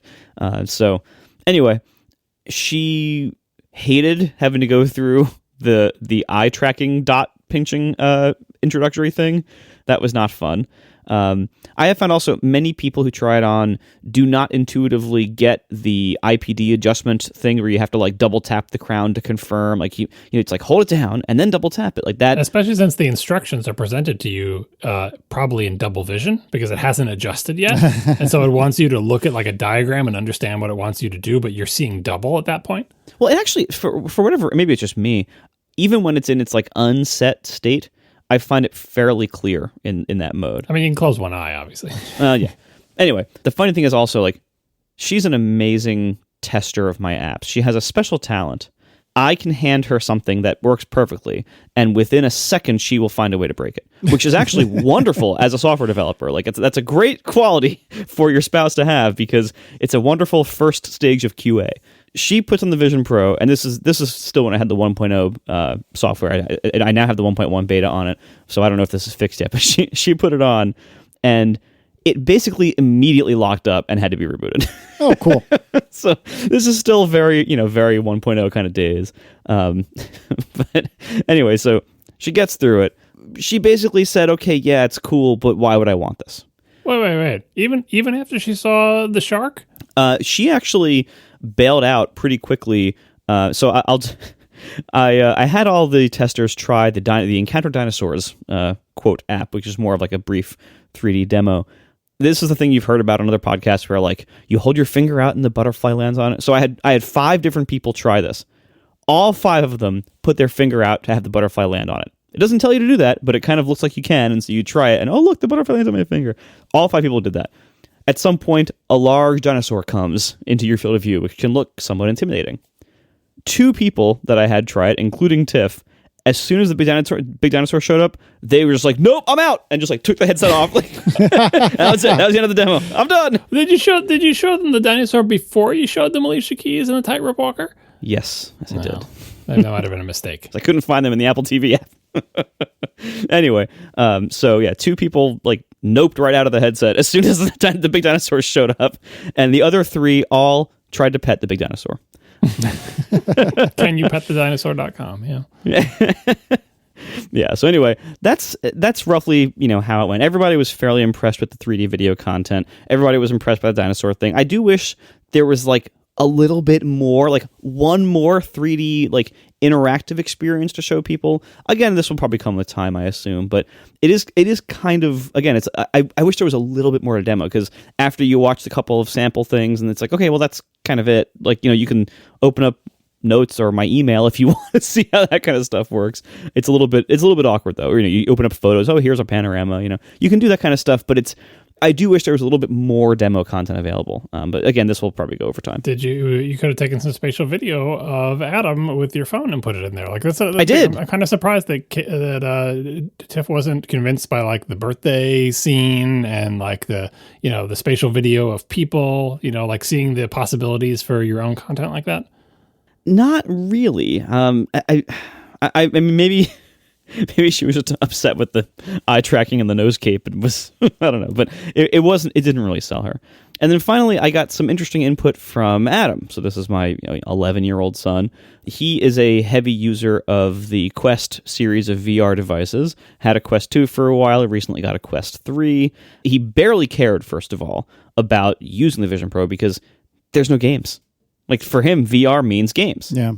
Obviously, not a lot of people are going to be buying a nearly $4,000 VR headset to play games on it as the primary purpose. But it's interesting, like, from a kid's point of view, how this is totally irrelevant. It's like a Mac Pro to a kid. Like, why would I want that? He barely cared. However, he did try it on. He did the dinosaur demo and everything. He instantly noticed that the pass-through is better than the Quest 3's pass-through only when stationary, but it's actually worse in motion. I have since tried his Quest 3, and he's exactly right. He nailed it. motion in the Vision Pro in general gets very blurry. And I've even noticed that, like, even when using the virtual Mac screen, even when just doing computing in Vision Pro, if I move my head a little tiny bit, I notice the motion blur, and it's not ideal. It's not like a massive deal killer, but it is something that you notice, and it is, yet again, one of the ways that I kind of felt a little eye strainy when trying to use the Mac monitor mode over just using a real Mac monitor.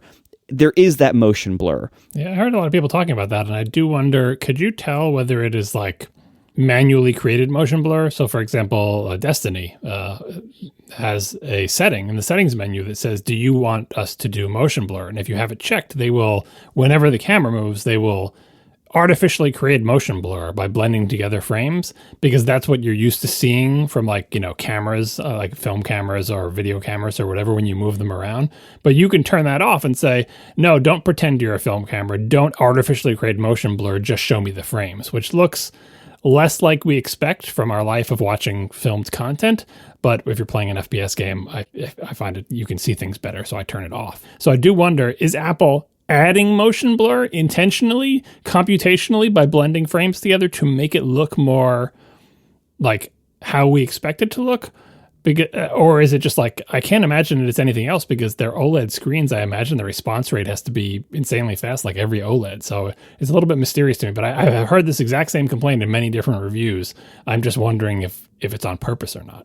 Yeah, I don't know. And I mean, like, the fact that it isn't just motion blurring your pass-through content, but it's also motion blurring the content of Windows. Yeah, well, Todd Vaziri would tell you, check your motion blur. Everything has motion blur, even lens flares. So yeah, they would motion blur the pass-through, the video, like the windows, they would motion blur everything, because that's, again, the expectation of how would it look? How, when you see a TV show and they pan the camera, you get motion blur. Yeah. Also, for whatever it's worth, one of the reasons why I never really spent a lot of time with the Quest 2 is that I would get a little bit motion sick after a fairly short time. And when I tried the Quest 3 fairly briefly, I had the exact same problem. It is obviously a huge upgrade over the Quest 2, but it is not good enough for me to avoid motion problems, which I don't usually have in the rest of life. But for some reason, Quest 2 VR was not good for me. Quest 3 VR is also not good for me. Vision Pro, I do not have that problem at all. I feel zero motion problems with the Vision Pro. So I think a lot of that might have to do with the whatever it was called. That was just listen to the podcast that we'll remember to link in the show notes so we can find it. We're talking about talking to the CEO of the company that Apple bought back in 2017, and they made an AR thing with pass through, and their whole shtick was like the cameras in Vision Pro and most headsets are not where your eyeballs are, so their perspective is different than your eyeballs, so they have to do computational stuff to sort of remap the camera's view with like an awareness of what shape the world is, so that it looks like you're looking through your eyeballs and not like your cheeks, which is where the actual cameras are in Vision Pro. And that mapping, I think, is either not done as well or maybe even not done at all on things like the Quest, because pass-through is not their emphasis. You know, it's more of a game-playing machine. And that could be making you sick, because imagine if your eyes saw out of the center of your cheeks and you moved your head around, your brain would be like, I'm not seeing what I expect to see. And it's, you know, get the disconnect between what you see and what you feel. That's possible. I mean, I tried, I used the Quest 3 for about maybe 20 minutes.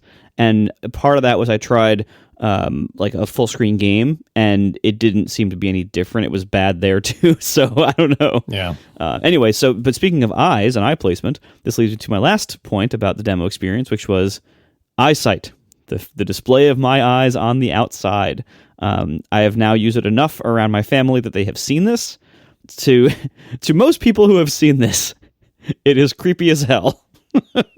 And so that's interesting. What's also interesting is during one of the demos, I handed it to a friend, and somehow it stayed logged in as me. I don't know how this happened, but somehow it like accidentally displayed my eyes on their head actually using it, and I got to see my own eyes. Oh, that's actually kind of convenient, albeit a weird security violation. But. Yeah, so I get to see my own eyes on someone else's head as they use it. Let me tell you, that is a strange experience to see. I do not recommend that experience. Anyway, the EyeSight though. So I was sitting at my kitchen island using the Vision Pro for a while with my MacBook Air, just kind of testing that out for a while, getting some computational stuff done over the weekend. And Adam was hanging out like nearby on his computer, like down the island further. And he looks over and he's like, Daddy, how are they doing that with your eyes? I was like, what do you mean? He said, how can I see your eyes? I thought you were looking at screens. He was totally fooled. He thought that was actually... So it worked in the sense that it fooled another person who didn't realize that it was a simulation from screens. So... He's only 11. Yeah. So, like, it didn't fool any of the adults, but it did fool someone. And so I feel like it is possible to make this feature better enough in the future if they want to maybe fool adults on a regular basis. But I still don't like it. I see why they did it. We'll be talking this to death over the next 3 years before they finally kill it. But I see why they did it, to try to make this product less antisocial than it really clearly is. But I still don't think it's going to be great. But there does seem to be enough room for improvement that maybe they can make it passable so that adults won't think it's too creepy, and then they can just get rid of it in a few years when they realize it's not worth the weight and battery savings. Well, so here's the thing about getting rid of it. Obviously, the end goal is, how about just make clear glasses where they can see your actual eyeballs? Like, that's what they would like to make, but we don't have technology for it. But, we do have transparent OLED screens, but we don't have the confluence of technology to be available to make something that light, that high fidelity with that bright of screens, yada, yada, yada. But the end stage will presumably be they see your actual eyes, and you don't have to do all this trickery, right? Getting rid of it, we obviously think for weight and cost reasons, if you have to make a low-cost version of this, that's an easy way to save money. But as weird as EyeSight is, and as janky as it is, and I do think it's pretty janky, because I saw a lot of people doing it in the Apple Store, and, it's dim. The lenticular lenses only show a couple different images from different angles, so they can't cover them all. So sometimes your eyes don't look like they're in the right place, depending on what angle you're on. But it serves an important function to make it so other people are aware when you can see them. Like, that's important. That's important for the, like, how socially acceptable is this? Because we don't like seeing people with their eyes totally blacked out. The same way it's considered kind of rude if someone's wearing really dark glasses all the time, and when you're talking to them and you want to have a serious conversation, you just want to say, take off the sunglasses so you can see their eyes. It's just an instinctive thing that we have. It's not the end of the world. Sunglasses exist and we don't hate everybody who wears them. But wearing dark sunglasses during an important conversation is rude. It's considered rude for a reason, right? Or wearing dark sunglasses indoors or at night, as the song goes. So the function, I think, they can never really, like, the need for it will always be there. Until we can see your eyes, the need for it will always be there. How it's implemented, there is some flexibility. So even if they don't ditch it entirely for a cheaper and lighter model, you can imagine a much, much simpler version of EyeSight that shows like two big cartoon eyeballs. In fact, Apple has patents related to this exact thing, and maybe they even prototyped it and thought it was dumb. But boy, you can make that way lighter if you do like two monochrome e-ink screens on the outside of the goggles that look like googly eyes that don't even pretend to look like your eyes. Or even like, I think it was in their patent, like text, like a text display that says, I can currently see you, or whatever. You know what I mean? Like, why not just put actually googly eyes on there? They're much lighter and cheaper. Yeah, well, but the thing is, you want it to be switchable because it's trying to communicate to people, when can you see me and when can you not see me? I kind of wish they had this for AirPods where they can tell when audio is playing them and when audio is not playing in them. And so I think that the utility of that feature will always exist. It's a question of how important is it? Is it important enough for you to pay X amount more for it? Is it important for you to add the Y amount of weight? But I don't think we'll ever get to a point where we say there is no utility being able to tell when people can see you. There's always utility in it. It's just a question of what is the correct trade-off to get that functionality. And I think you can get a lot of the benefit, not the emotional, I can see your eyes benefit, but at the very least, the binary, can this person see me or not benefit. You can get that with way less weight and way less cost than they're currently doing. And I do wonder every time I see this, are these CG eyes that much better than monochrome googly eyes? I mean, they're a little bit better, but I think monochrome googly eyes would be easier to see at a glance. When I was seeing people do their demos in the Apple Store, and you get close enough to them to be like in the person range or whatever, so you can see their eyeballs and they can see you when they're doing the pass-through. Sometimes, if you're not at the right angle and there's so many like specular highlights on that stupid shiny thing, you can't even see what the heck, you can't see the dim image on the screen through the lenticular stuff. Whereas if they were monochrome, high contrast, googly eye eyeballs, or at least I could see them from every angle and know when they're totally immersed with the blue wavy stuff now and when they can actually see me. So I think, unlike the touch bar, which is my opinion needed to die and be rethought, I think the things that EyeSight is trying to do are worth continuing to try to do until we can see your actual eyeballs. I'm just not convinced that the way they're trying to do it in the very first Vision Pro is the right path to be traveling down with the lenticular lenses and the really dim eyes and stuff like that. So we'll see what they do for version 2. And if they drop it from one of them, we'll see how much that model is frowned upon because it doesn't have that feature. But I'm not as anti-EyeSight as other people because I definitely see the point of this feature, and I think that point is always going to be relevant.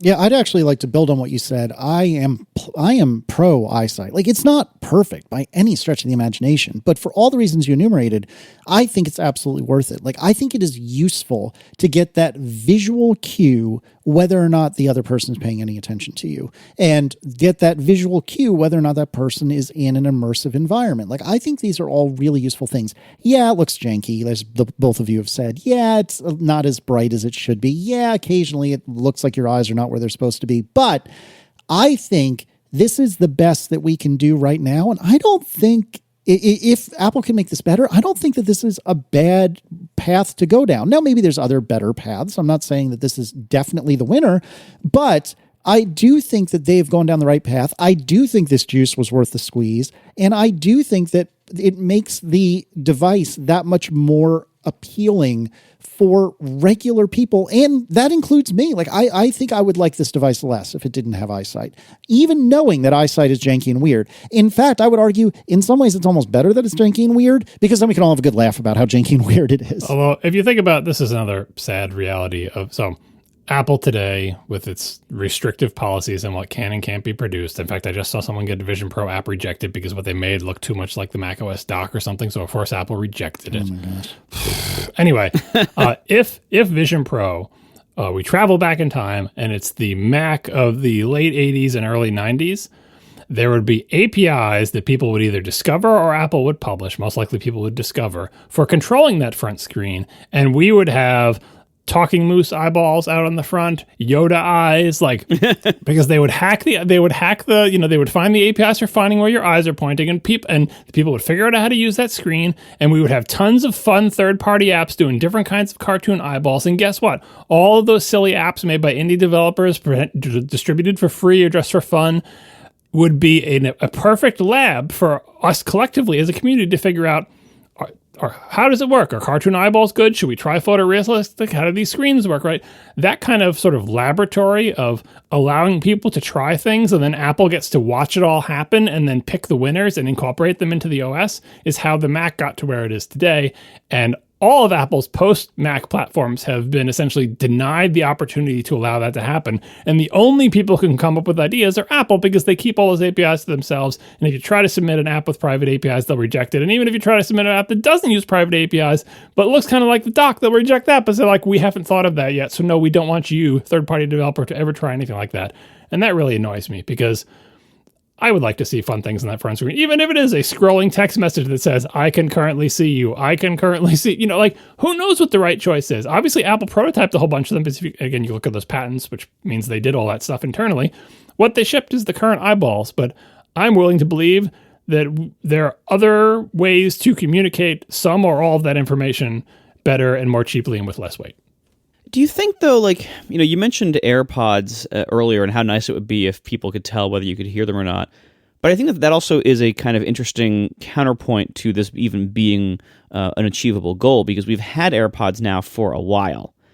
I think people still don't know when and whether you can hear them with AirPods, and it still makes people feel weird. And what we learn is that the correct kind of societally polite social interaction model is, if you're going to stop and talk to somebody while wearing AirPods, you should take them out. Even if you could hear them, you should take them out just so that there's no ambiguity, so they know you can hear them and that you're not listening to something else. And I think the same thing is going to be true of Vision Pro. Maybe some people might be aware of this weird eye display on the outside and what this indicates versus not indicating. But for most people, if someone's coming up to you and wanting your attention or to have a conversation with you, the right move is to take off the Vision Pro, not to try to teach society, oh, this means I can see you. Well, but I think there's a big difference between the ears and the eyes, because there's nothing to indicate whether ears are accepting sound or not, other than like you say, oh, I see things in your ears, that means you can't hear me. But we all know that's not true, because especially if you're not wearing AirPods Pro, having earbuds doesn't mean you can't hear anything.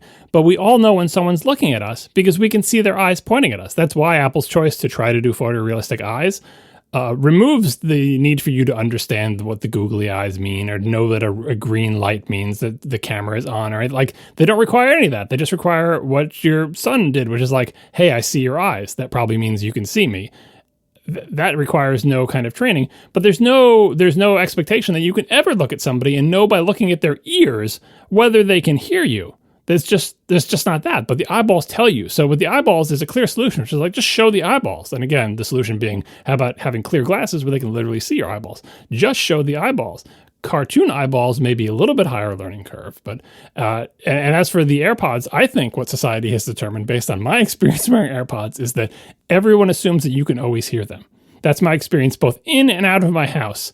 I have AirPods on my ear every time I take a dog walk, and not a single time has anyone even considered the fact that there might be a podcast playing. They just start talking to me.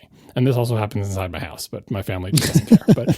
But like, and I'm amazed, and like, these are not small white earbuds. You can see them. There's no hat covering them. And they're like, I just assume you can hear everything I can say. And then I have to quickly go up and pinch the thing so I can actually hear what they're saying and turn and pause the podcast or whatever. The ears is a much more difficult situation, because there's no sort of obvious way to indicate anything. It would have to be learned. But eyeballs, there's an obvious way. We just haven't been able to pull it off that well yet. And I think that's probably why Apple didn't do, text or funny symbols or cartoon things. And ideally, Apple would like to make that image as realistic as possible, so that someone thinks, I can faintly see your eyes through the really dark ski goggles you're wearing outside for some reason, weirdo.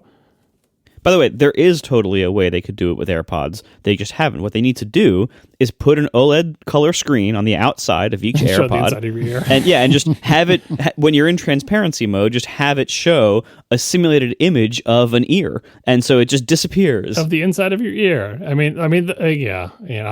I guess the problem is even just seeing someone's ear, you don't know whether they can actually hear you or not, because they have those ear plugs that are like shoved away down in your ear canal, you know what I mean? Or, you could be hard of hearing, right? And so, like, that's another thing with, like, you can kind of tell that with people who can't see you, because if they can't see you, they're not going to point their eyes at you, which is like the sign. If you see someone's eyes move to you and they're looking at you, you assume they can see you, because if they couldn't see you, they wouldn't know where to point their eyes. You know what I'm saying? It's just like, there's much less to learn there. Whereas seeing the gross waxy inside of people's ears, I'm not sure if that's much of an indicator of anything. But it would be good if you had, like, if you did have earwax problems, they could put a little camera in there, and you could use the AirPods as one of those, what are the doctor tool called where they stick in your ear? Is that a something-a-scope? Is it? Yeah, probably. It's a something-a-scope for sure. All right, so do we want to talk about Fitts Law?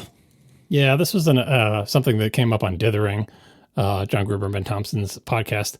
And they were talking about Fitts Law, which they insisted on pronouncing Fitts' Law, because the person's name is Fitts, and the correct way to possessize, that's the word, it. Yep, is Fitts', which you would pronounce as Fitts' Law. But I'm sorry, I'm old, and I've been saying Fitts' Law for my entire life, and the Wikipedia page even says it is often cited as Fitts' Law, so that's how I'm going to say it. Anyway, Fitts' Law, for those who aren't a Mac user in the 80s, is a thing that says that the ease of targeting something with a mouse is proportional to the size of the target, which kind of makes sense. If you have a big target and you time people, get your mouse into this area, and it's a big giant area, it's real easy for them to get the mouse into it. And if the area is like 2 pixels by 2 pixels, it takes them much longer, because they move the mouse over to it, but then overshoot, then they got to back up, and you adjust and finally get it into the 2 little pixel target. But if it's a really big area, like a quarter of the screen, real fast, people can move the mouse cursor, mouse pointer into it really quickly. This is research from User Interface from the 80s, back when the Mac was new and they were trying to figure out the best way to define interfaces. And the reason it comes up in the context of the Mac is one of the things the Mac interface had from day one is the menu bar at the top of the screen. And this was always cited as a great example of Fitts' Law, because you can just jam your cursor up against the top of the screen. This is before multiple screens. Anyway, jam your cursor up against the top of the screen, And you don't have to care when the mouse cursor stops. It will hit the top of the screen and the cursor won't go off the edge. And so essentially the menu bar has infinite height from a targeting perspective. When you plug the numbers into Fit's Law, you're just like, okay, the menu bar is this many pixels wide. How many pixels high is it? Don't put in 34 pixels or however high the menu bar is. It's infinity pixels high because all the person has to do is slam the mouse cursor up to the top, and then they just need to worry about the X position because the Y position is taken care of for them with one flick of the wrist. That's the canonical example of Fit's Law. And it's always shown to say, like, what are the value of the screen edges, like the dock being on the edge and how you can slam the cursor to the bottom of the dock. And even though it looks like there's a tiny little gap between the bottom of the screen and the dock, that's still clickable area because they want to take advantage of Fit's Law. If the dock wasn't like that, and if like the bottom pixel of the screen was not clickable, that would make the dock harder to target for people. So this came up in the context of Vision Pro, both with your eyeballs and with cursors, saying, well, there's no menu bar in Vision Pro. And so that's maybe one of the reasons that all the targets need to be a little bit larger, because there are no screen corners to flick a cursor into, and there's no menu bar at the top to slam your cursor up against. And it also came up in the context of eyeballs, and saying, does Fit's Law apply to eyeballs? Bigger targets are easier to look at or whatever. That might have to do with the accuracy of being able to look, right? There's an accessibility control where you can enable a cursor that supposedly shows where your eyeballs are, but I bet that is also smoothed out because the uncertainty about where your eyes are looking and how they dart around is surely even noisier than the cursor that they will show you. But they have to kind of guesstimate and smooth where you're looking, right? So bigger targets give you a bigger margin of error, and that makes sense. But the key difference between your eyeballs and your hands and arms when controlling a mouse or a trackpad is that your limbs, because of what we use them for in daily life, are accustomed to having something that stops them. So if you're reaching for a doorknob, you're going to fling your hand in the direction of the doorknob, and you're going to start slowing your hand down as it approaches where you think the doorknob is. But you also know that once you start getting close to the doorknob and you start to feel it, the thing that will eventually stop your hand is the doorknob itself. You're reaching for a light switch. You're putting your hand on the wall. You kind of know where the wall is. Again, you slow your hand down as it approaches the wall, but you have the full expectation that eventually your fingertips are going to touch the wall, and then you'll know where the wall is and you'll complete the motion. And then you'll feel the panel on the light switch and you'll find it, whatever. Your limbs hit into things. Gently, you hope, but you can rely on them finding something and that thing stopping them. The menu bar functions like that in the virtual world. You drive your arms upwards, and it doesn't actually stop your arm. Your arm goes up on the mouse pad, but the cursor, your virtual finger, does stop. But your eyes have a different job as you wander around the world. When your eyes dart from one place to another, looking over there, looking to see someone coming up your driveway, looking back at the TV, there's nothing in the physical world that is stopping your eyeballs. Your eyeballs always have to stop on their own.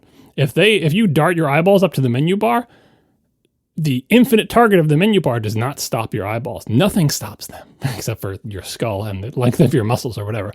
So the job your eyeballs have done for the entire time our entire species has existed, and all mammals that have eyeballs and everything, they have to be able to move to a position and stop on their own. Whereas our limbs have always been able to rely on essentially making contact with something, whether it's the ground, the wall, the light switch, pulling a fruit from a tree, whatever it is that you're doing, your limbs have always had something that stopped them.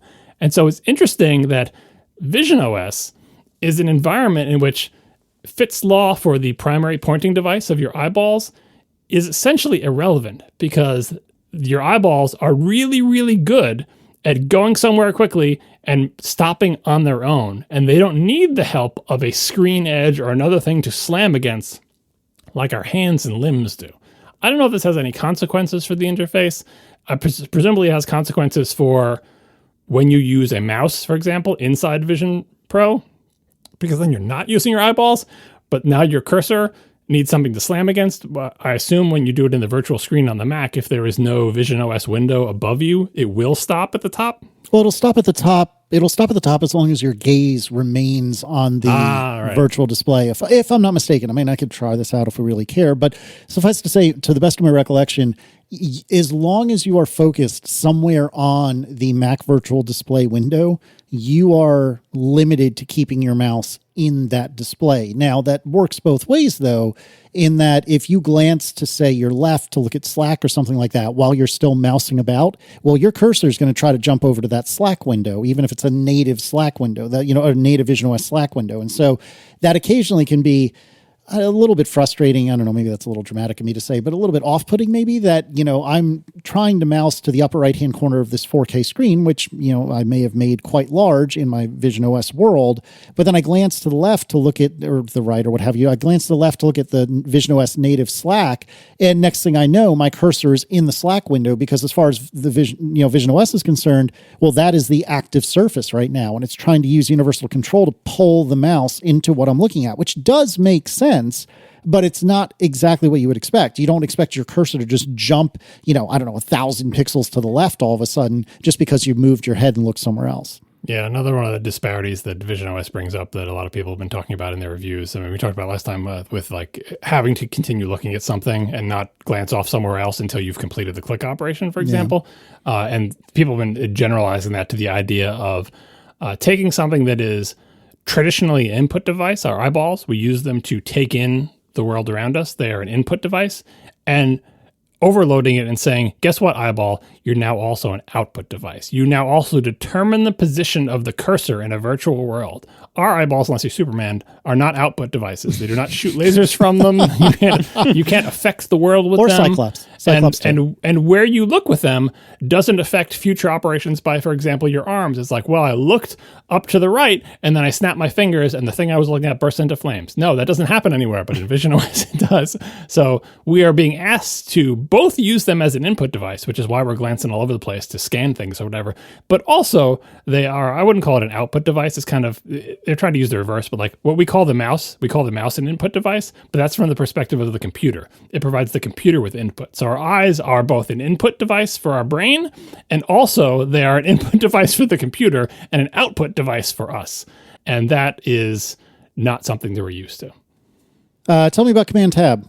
So I think people were talking about, oh, I'm in VisionOS and I'm hitting Command Tab and I wish it worked and maybe in the next version it will and it doesn't do expected things. And this made me think about window layering in VisionOS. We talked about it before. Marco was like, you do not want to have a bunch of overlapping windows. It's a big mess.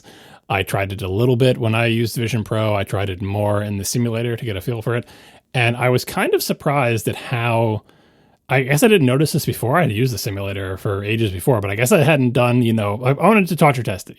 Here I am on my Mac Pro. How many windows can I open? So I went in the VisionOS simulator. I'm like, how did they implement window layering here? And so I just started opening a bunch of windows. It's my core skill set, apparently. And I wanted to see how it would handle things. And so some interesting things we already know about, as we discussed before. Remember, we many shows about before the Vision Pro was even released. We were going through the developer documentation. It was like, by default in VisionOS, when you push a window far away from you, VisionOS will try to maintain the same visual size, like the field of view of the window. So essentially, when you push the window far away, it will make it bigger as you push it farther away, so that it fills the exact same field of view. So if it's 15 degrees of your field of view and you push it back 5 feet, it will still be 15 degrees in your field of view, which means the window will be larger. You can override that. You can make it not do that, right? But that's one of the behaviors they suggest for your windows. So right away, pushing windows farther away from you and pulling them towards you, they maintain the same visual size. In some ways, that's just like the Mac. When I have a stack of 100 windows and I bring the back one to the front, it doesn't change size. It becomes, quote unquote, the frontmost window. It draws in front of the other windows. It gets the big drop shadow, but it doesn't change size. And ditto, if I bury that window underneath 100 windows, it doesn't shrink because it's not getting farther away. This is what I was getting at last time about, like, on the Mac. We have lots of windows, but we conceptually consider them to essentially be like pieces of paper. Like they're all pretty much at the same depth. And yeah, it's magic because you can pull the one from the bottom up to the top. But if I was to look from the side, I would say this is a stack of paper and then all the paper are touching each other. There's no space between them, right? Which is why the magical metaphor of like I click on the button, the back comes forward, like it works for us. It's like, it's just kind of like I took that piece of paper out and slipped it in front of the other ones, but I did it real quick and you didn't see it. So the metaphor works for us.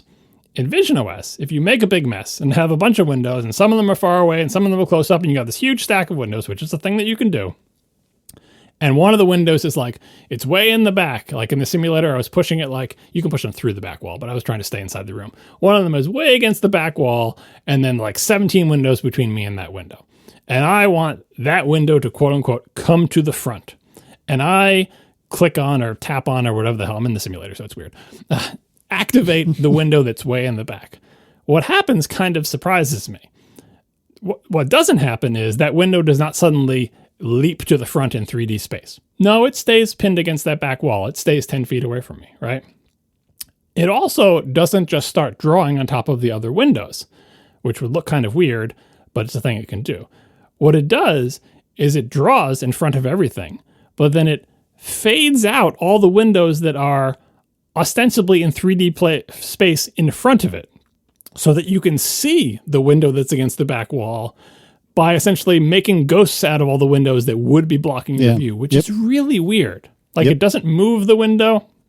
It doesn't make it bigger. You don't see it animate forward and suddenly it's 2 feet away from you and then it animates back.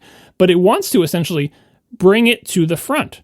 And this, in the context of Command Tab, I'm thinking, what would it mean to Command Tab? You'd be Command Tabbing, you're like, oh, suddenly the frontmost active window is the window that is currently buried behind 7 windows and it's 5 feet away from me? How does that become frontmost? And they don't walk that window up to you, go, do, here comes the window. It's walking through all the other windows. Oh, now that window is 2 feet in front of you, which they could do because of the whole size maintenance thing. The window would slowly shrink as it moves towards you, but you wouldn't notice because it's moving closer to you. So it would maintain the same visual size, but you'd see like the drop shadow, for example, of that window is now 2 feet in front of you instead of against the back wall. But instead, they draw that window in front of everything else and fade everybody out like they're a ghost. So what it means is if you have a lot of windows open, and you pick one of them and it is not literally physically the frontmost, the other windows become ghosts. The other windows fade away and you can't see them and they come obscured. Not just the part that it's drawing over, but even the edges of them get all fuzzy or whatever. And it's super weird. It's kind of like if you had a stack of 100 text edit windows and you pulled the one in the back to the front, and instead of that window just drawing in front of them, all the other windows faded away and became ghostly. And that one drew in its current position in the back, but with the ghost windows faded out in front of it. I don't know if this is the correct approach, but this is apparently what Vision Pro does now, and it explains Marco's warning last time was like, you don't want to run a bunch of windows because that metaphor and design has no precedent in the 2D space. It's what they've decided to do in 3D, and I guess maybe they tried all the other ways and they were worse.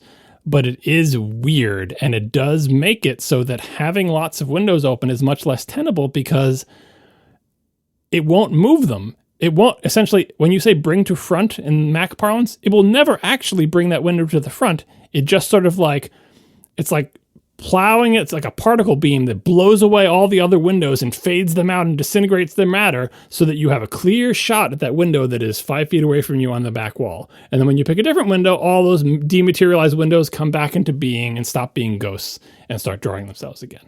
And I find it extremely weird and not, for me, at least in the simulator, a comfortable way to manage a lot of windows. Yeah, when I was at the library using this thing, I put myself in the position where I had a couple of windows layered on top of each other and I was seeing that ghosting and whatever. And that was the first time, because I was using Mac Virtual Display at the same time, that was the first time that I had the presence of mind to hit Alt-Tab, or excuse me, Command-Tab. Wow, my windows are showing. To hit Command-Tab and try to tab between the windows. And of course, that didn't work for nothing. And it took me a second to realize what I had just done and why it was wrong. But outside of a bunch of windows on top of each other in 3D space and trying to move between them, I can't say I've ever reached for Command Tab for any other reason. But that is the one really good way and reason to use it. Unfortunately, it doesn't seem to do anything. But if it did, like what it would do is fire that particle beam and plow its way through all the other windows without moving any of them, so you have a clear line of sight on the one window that is essentially going to draw in front of all the other ones, even though it is still behind them. And like it's literally behind them. Like you can get up and walk over and stand in the space between the windows. Like it's spatial computing, but they haven't figured out a way, the fake metaphor I just said of like the paper stacked or whatever, like that's not based in reality, but it's close enough. Like the stack of paper analogy, like if you had a bunch of papers out and you wanted the one in the middle, you take it out from the middle of the pile and you put it on the top, and like you can imagine that's what's going on with all these pieces of paper that are windows on your thing. But if you had a bunch of, 5 foot by 3 foot magic glass things floating in your living room, and they were all stacked, and some of them were against the back wall, and some of them were in the middle, and some of them were real close to you, and you wanted to get at the one in the back, I mean, I suppose you could have it fly towards you and pass through the other ones, and now that one is the front post, and then it could fly in the back, but how do you maintain those positions? Would you want it to fly there? Would you want the other ones to fly out of the way and part like the Red Sea so you can see that one? Or do I guess you want all the other ones to become weird ghosts so you can see through them to the one in the back? It's really weird that their spatial computing thing is like, I have no respect for the spatiality of this world. Yes, you can position windows, but when you ask to see one of them, I am not going to move things spatially to make your view better of that thing. I am just going to dematerialize, partially dematerialize the things that are blocking your view so that I can draw that one in front of the other windows and it doesn't feel that weird to you, but honestly, it's pretty weird. Thank you so much to our members who supported this entire episode. You can join us at atp.fm/join. There's lots of benefits to being a member. Please consider joining us. Once again, atp.fm/join. Thank you so much for listening, and we will talk to you next week. Now the show is over. They didn't even mean to begin, 'cause it was accidental. Oh, it was accidental. John didn't do any research. Marco and Casey wouldn't let him, 'cause it was accidental. Oh, it was accidental. And you can find the show notes at atp.fm. And if you're into Twitter, you can follow them at CASEYLISS. So that's Casey Liss, MARCOARMENT, Marco Arment, SIRAC, USA Syracuse. It's accidental.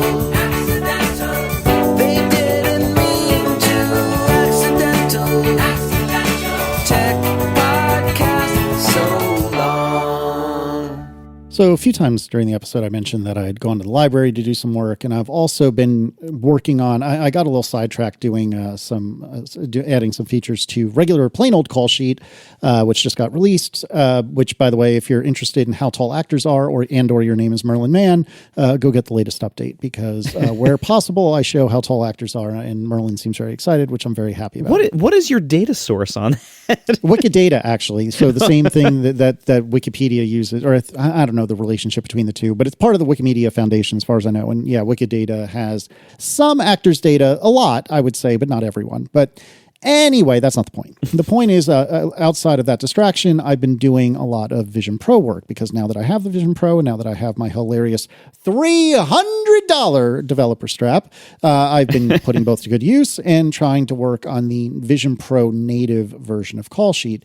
And this is, as an aside, we don't need to unpack this right now because it could take hours. We're already running long, but running a branch that you're not doing a good job of keeping up to date with main, and then trying to bring it back in line with main like a month or two later, not fun, my friends, not fun. To the point that I actually abandoned, I still have it, but I abandoned my initial Vision Pro branch, the same one that I used when I went to a lab. I have abandoned that and am basically manually replaying a lot of those changes, in part because I've got different opinions about what I should do, and in part because even though it's only been a couple of months, there's been such a divergence between main and this branch that it's a mess. It's an absolute mess. Anyway, I keep getting myself distracted. The point is, what was my experience like doing, writing code and trying to get work done, both at the library and at home? Because I've found that even when I'm at home, even though I've got 15Ks, if you will, of screen here, it's actually much more easy and there's a lot less friction to write code and run it in the Vision Pro when Xcode is also in the Vision OS world. And so I've been using Mac Virtual Display for that. The developer strap, like I had said on the show, even though I am not in love with the price, it is worth it if you're doing any real development, because it seems to work much, much, much better. When I was at the library, I had a very weird thing, though. So I want to say it's an Anchor. It's out of reach from where I'm sitting. But I have one of those chargers that I use, I don't use an official Apple charger. I think it's an Anchor charger that has one, like, I don't know, maybe 100-watt USB-C port for a computer, like a 30-watt port or thereabouts for an iPad or phone or what have you. And it also happens to have a USB-A port. And what I was doing at the library was I had plugged MagSafe from the 100-watt slot to the computer, a just general USB-C connection from the 30-watt to the battery for the Vision Pro, and then, of course, I had a different USB-C cable going from the Vision Pro developer strap to my computer. No hubs or anything like that. That's all it was. And I had my AirPods in, and when I finally decided to commit to using the developer strap, I was getting this incredibly odd feedback, like a very high-pitched humming sound that I found was only the case when I had the computer and the battery pack plugged in. And if I unplugged the MagSafe or if I unplugged the battery pack, it went away. I don't think this has happened since, so I don't know if my library happens to have very dirty power or something like that, but it was the weirdest thing, and I noticed it several times at the library. That was weird thing number one. Weird thing number two, so I really enjoyed working in a fully immersive environment, in part because the room I was in was wide but shallow. So, it was probably, I don't know, 10-ish feet, so a couple of meters, a little bit more than a couple of meters wide, and like less than a meter, less than 3 feet deep, or no, maybe it was a little more than 3 feet. I don't know. It was not a lot. It was, wide, but not very deep. And when you're trying to put windows around, when you're not immersed, you're running into the wall. Like, it'll do it, but it just looks weird.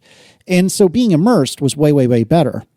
I am a pretty darn good touch typist. Many, many moons ago, you and I did, or the three of us did a typing race thing. I think on the air, or maybe we did it off the air and compared notes after the fact. But I'm a pretty good typist. I'm no Jason Snell, but I'm pretty good. I don't need to look at my hands when I type. That being said, when you're fully immersed, finding your keyboard is harder than you think. Yes.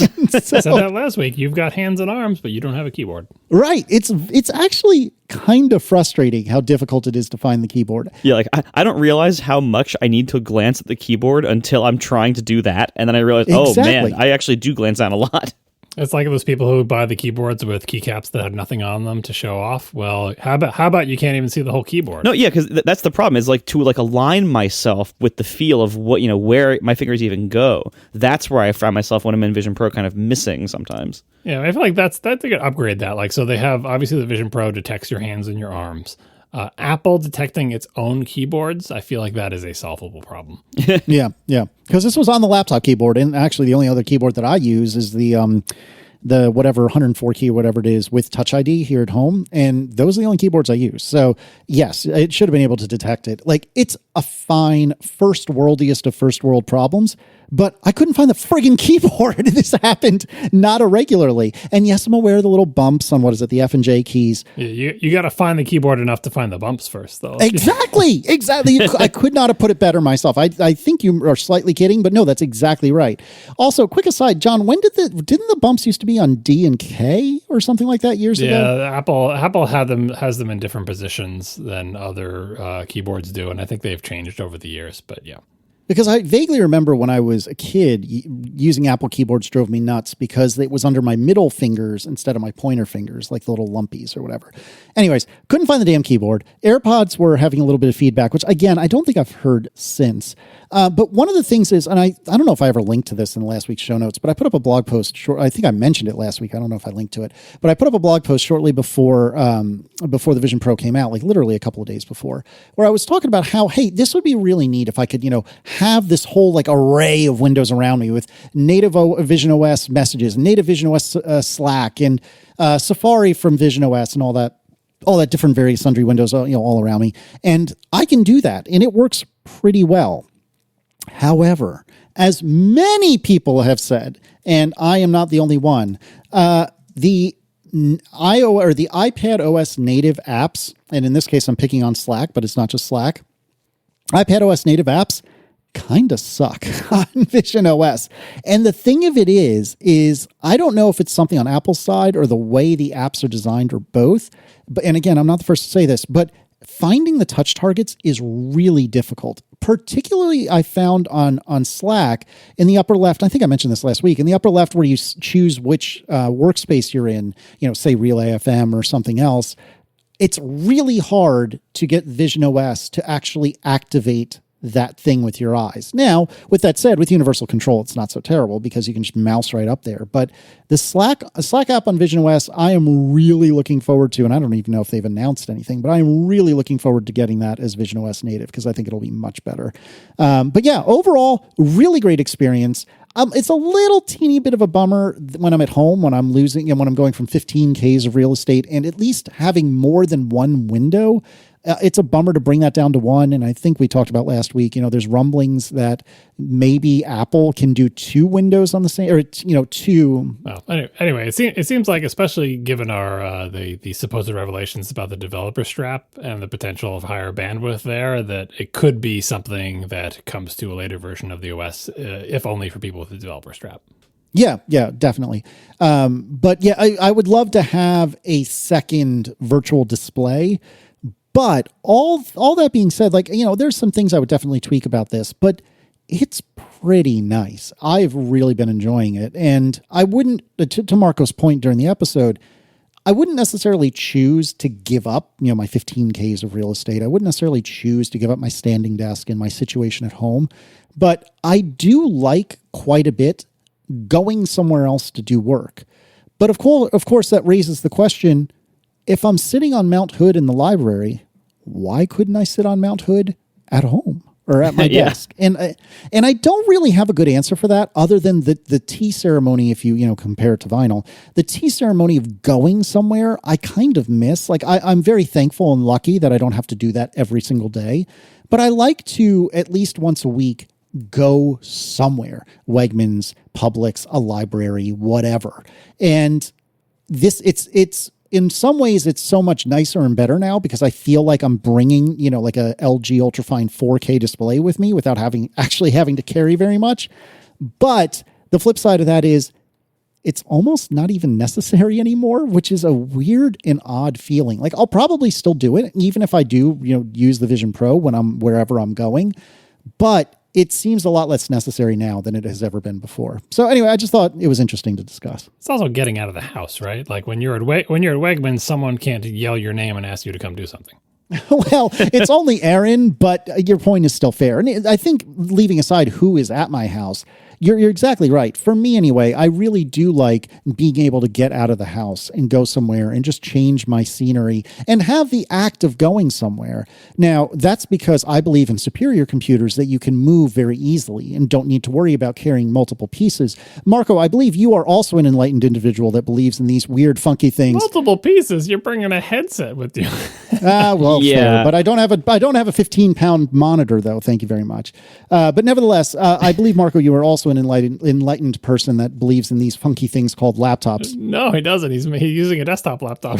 No, I mean, honestly, for the purposes, obviously, I share some of your need for getting out of the house sometime because we work for ourselves in our houses. And so it is nice to get out in the world and work or be somewhere else, on some kind of regular basis, just to get yourself out of the house.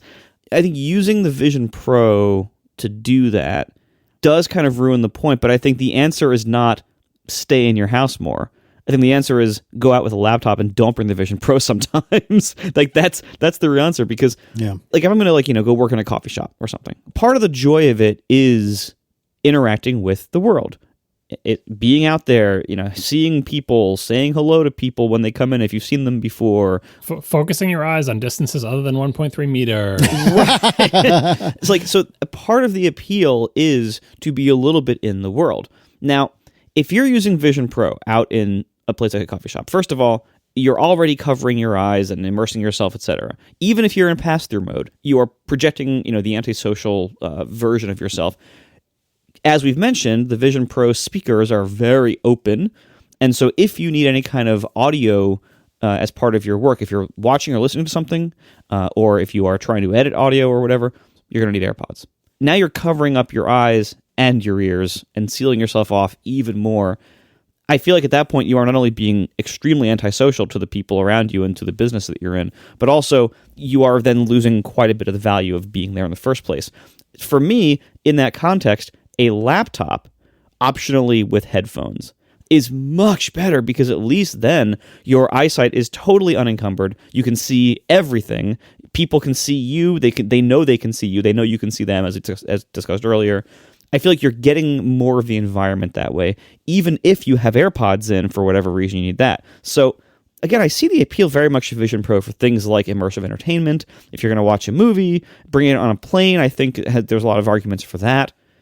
But like working in a coffee shop or working in, out in public somewhere for the sake of getting out in the world and, getting out of your house, I don't think it's working for your purposes there. I think it's actually working against your purposes there.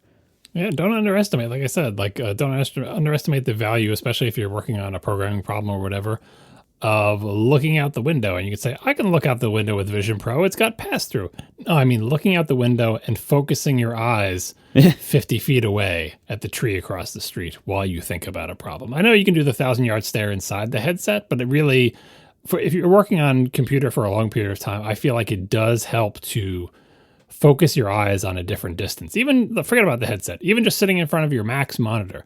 Don't just stare at the monitor 2 feet in front of you for 8 hours. You will have a bad time. Like, get up and walk around. Look over your monitor. I used to do this at work. Look over your monitor out the windows that hopefully are in your office and out in the distance. Look down the hallway. Look at your neighbor 7 cubicles away and wave. Like, it's just good to focus your eyes at different distances, to relax and to have an environment where you can think about things. And that remains one of the weaknesses of a headset with a fixed focal length. Unless you're doing the defocus your eyes and have the 1,000-yard stare and you're not looking at anything, which I suppose you can do in the headset, it's difficult to remind yourself to focus on different distances to avoid eye strain. And honestly, in my programmer head, looking off at something in the distance, like a tree across the street, is somehow connected to solving programming problems and some complicated wiring that goes on when you've been a programmer for 20-something years.